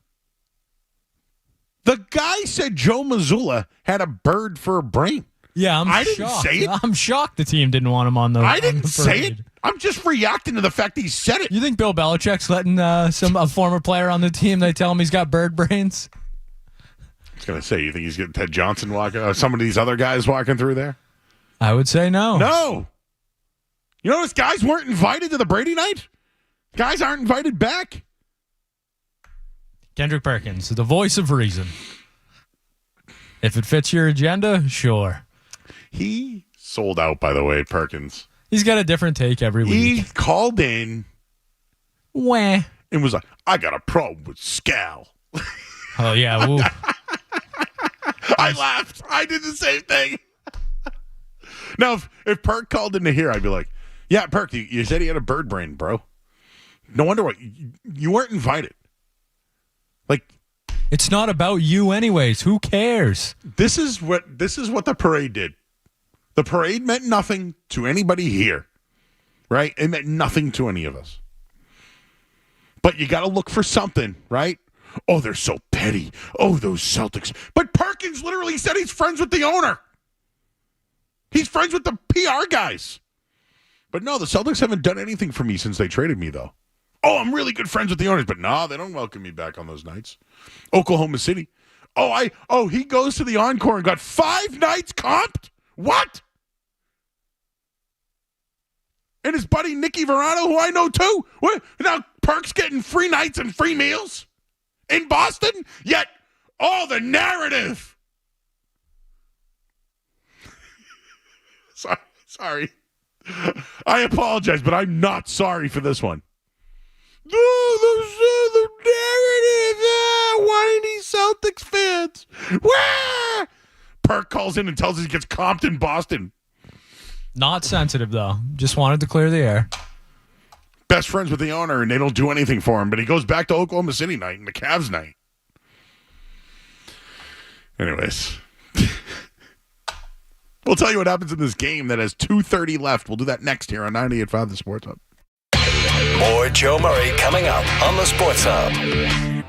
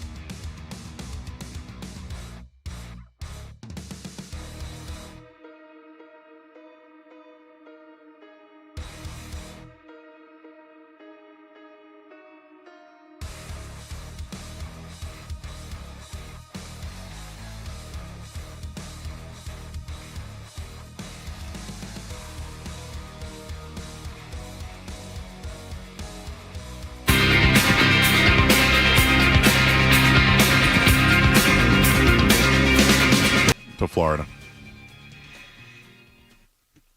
They had home ice, right, Skaz? They were the best team in hockey all year. Having home ice, though, right? Was it the difference tonight? I'd say so. I don't really feel home ice means much in the NHL. I really mean that. But was it Bobrovsky? What was it tonight? Sergei Bob was standing. I can't call him Sergei Bob. He was standing on his head. He was laying on his back at one point. I tip my cap to Florida. They were a damn good hockey team. By the way, who'd they beat this year? The Boston Bruins. I think the Bruins gave them their second longest series all playoffs. I mean, obviously this one was the longest, but the Bruins had nowhere near the offensive firepower that Edmonton had. Nowhere near. This is what I'm trying to say. I don't think the Bruins are far away. Now, if you want to judge the players they got back who are physical and not scorers, that's a legit argument right there. Dude, this was a lot. Florida was a loss away from blowing it up and firing their coach, right? They were literally a loss away. Bobrovsky gets a title. Ekman Larson, like some of those Barkovs are going to be a free agent, right? There's a bunch of guys there that might not be a part of the team. They went up 1-0. The equalizer happened 2-1. That was it. Oh, here we go.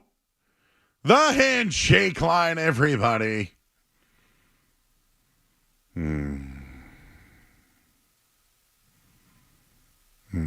Handshakes. Kachuk. So Kachuk and Tatum, huh? We're going to see any McDonald's commercials with them? You think Tatum's there? They were at the Celtics. They were at the Red Sox tonight. Tatum was too? Yeah, they were all there. Oh, I saw whole team. I saw Brown. Kachuk's dad's crying. Good for Florida. I think that their fan base is awful, but that's my own opinion. Good for them. I am curious who the MVP will be in this one. Is this Kachuk? Yeah, this is Kachuk's first, right? Paul Maurice is first as well. Yeah, that lucky guy. Most playoff games ever, I think, without a cup. He was like the Al Horford coach of the NHL.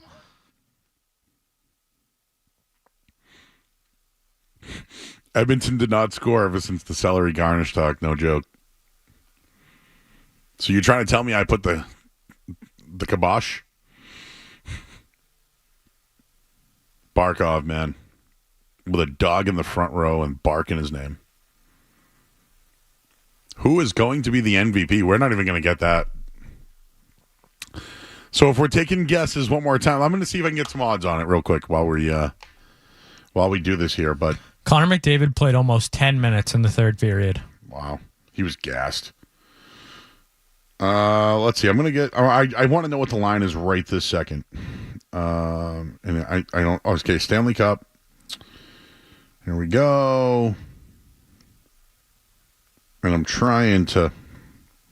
Oh, they might have taken it off. I'm looking at DraftKings right now. Okay. Connor McDavid was still the favorite. I didn't see the numbers. I just saw he was favored. So they can't give the losing player the award. They can't. Well, this is something we'll do tomorrow, Skaz. Do more Red Sox tomorrow. We'll get more hockey talk tomorrow night. The draft's this week, right? The NBA draft. I know NHL's July 1st. So we'll have a ton of coverage here on 98.5 The Sports Hub. Thank you, Christina, tonight. She helped us out, wrote a story. Go check that out. 98.5thesportshub.com. Skaz got a bunch of stuff up there as well. And we'll react to everything tomorrow night. But the Florida Panthers, who beat the Boston Bruins this year, are the Stanley Cup champions.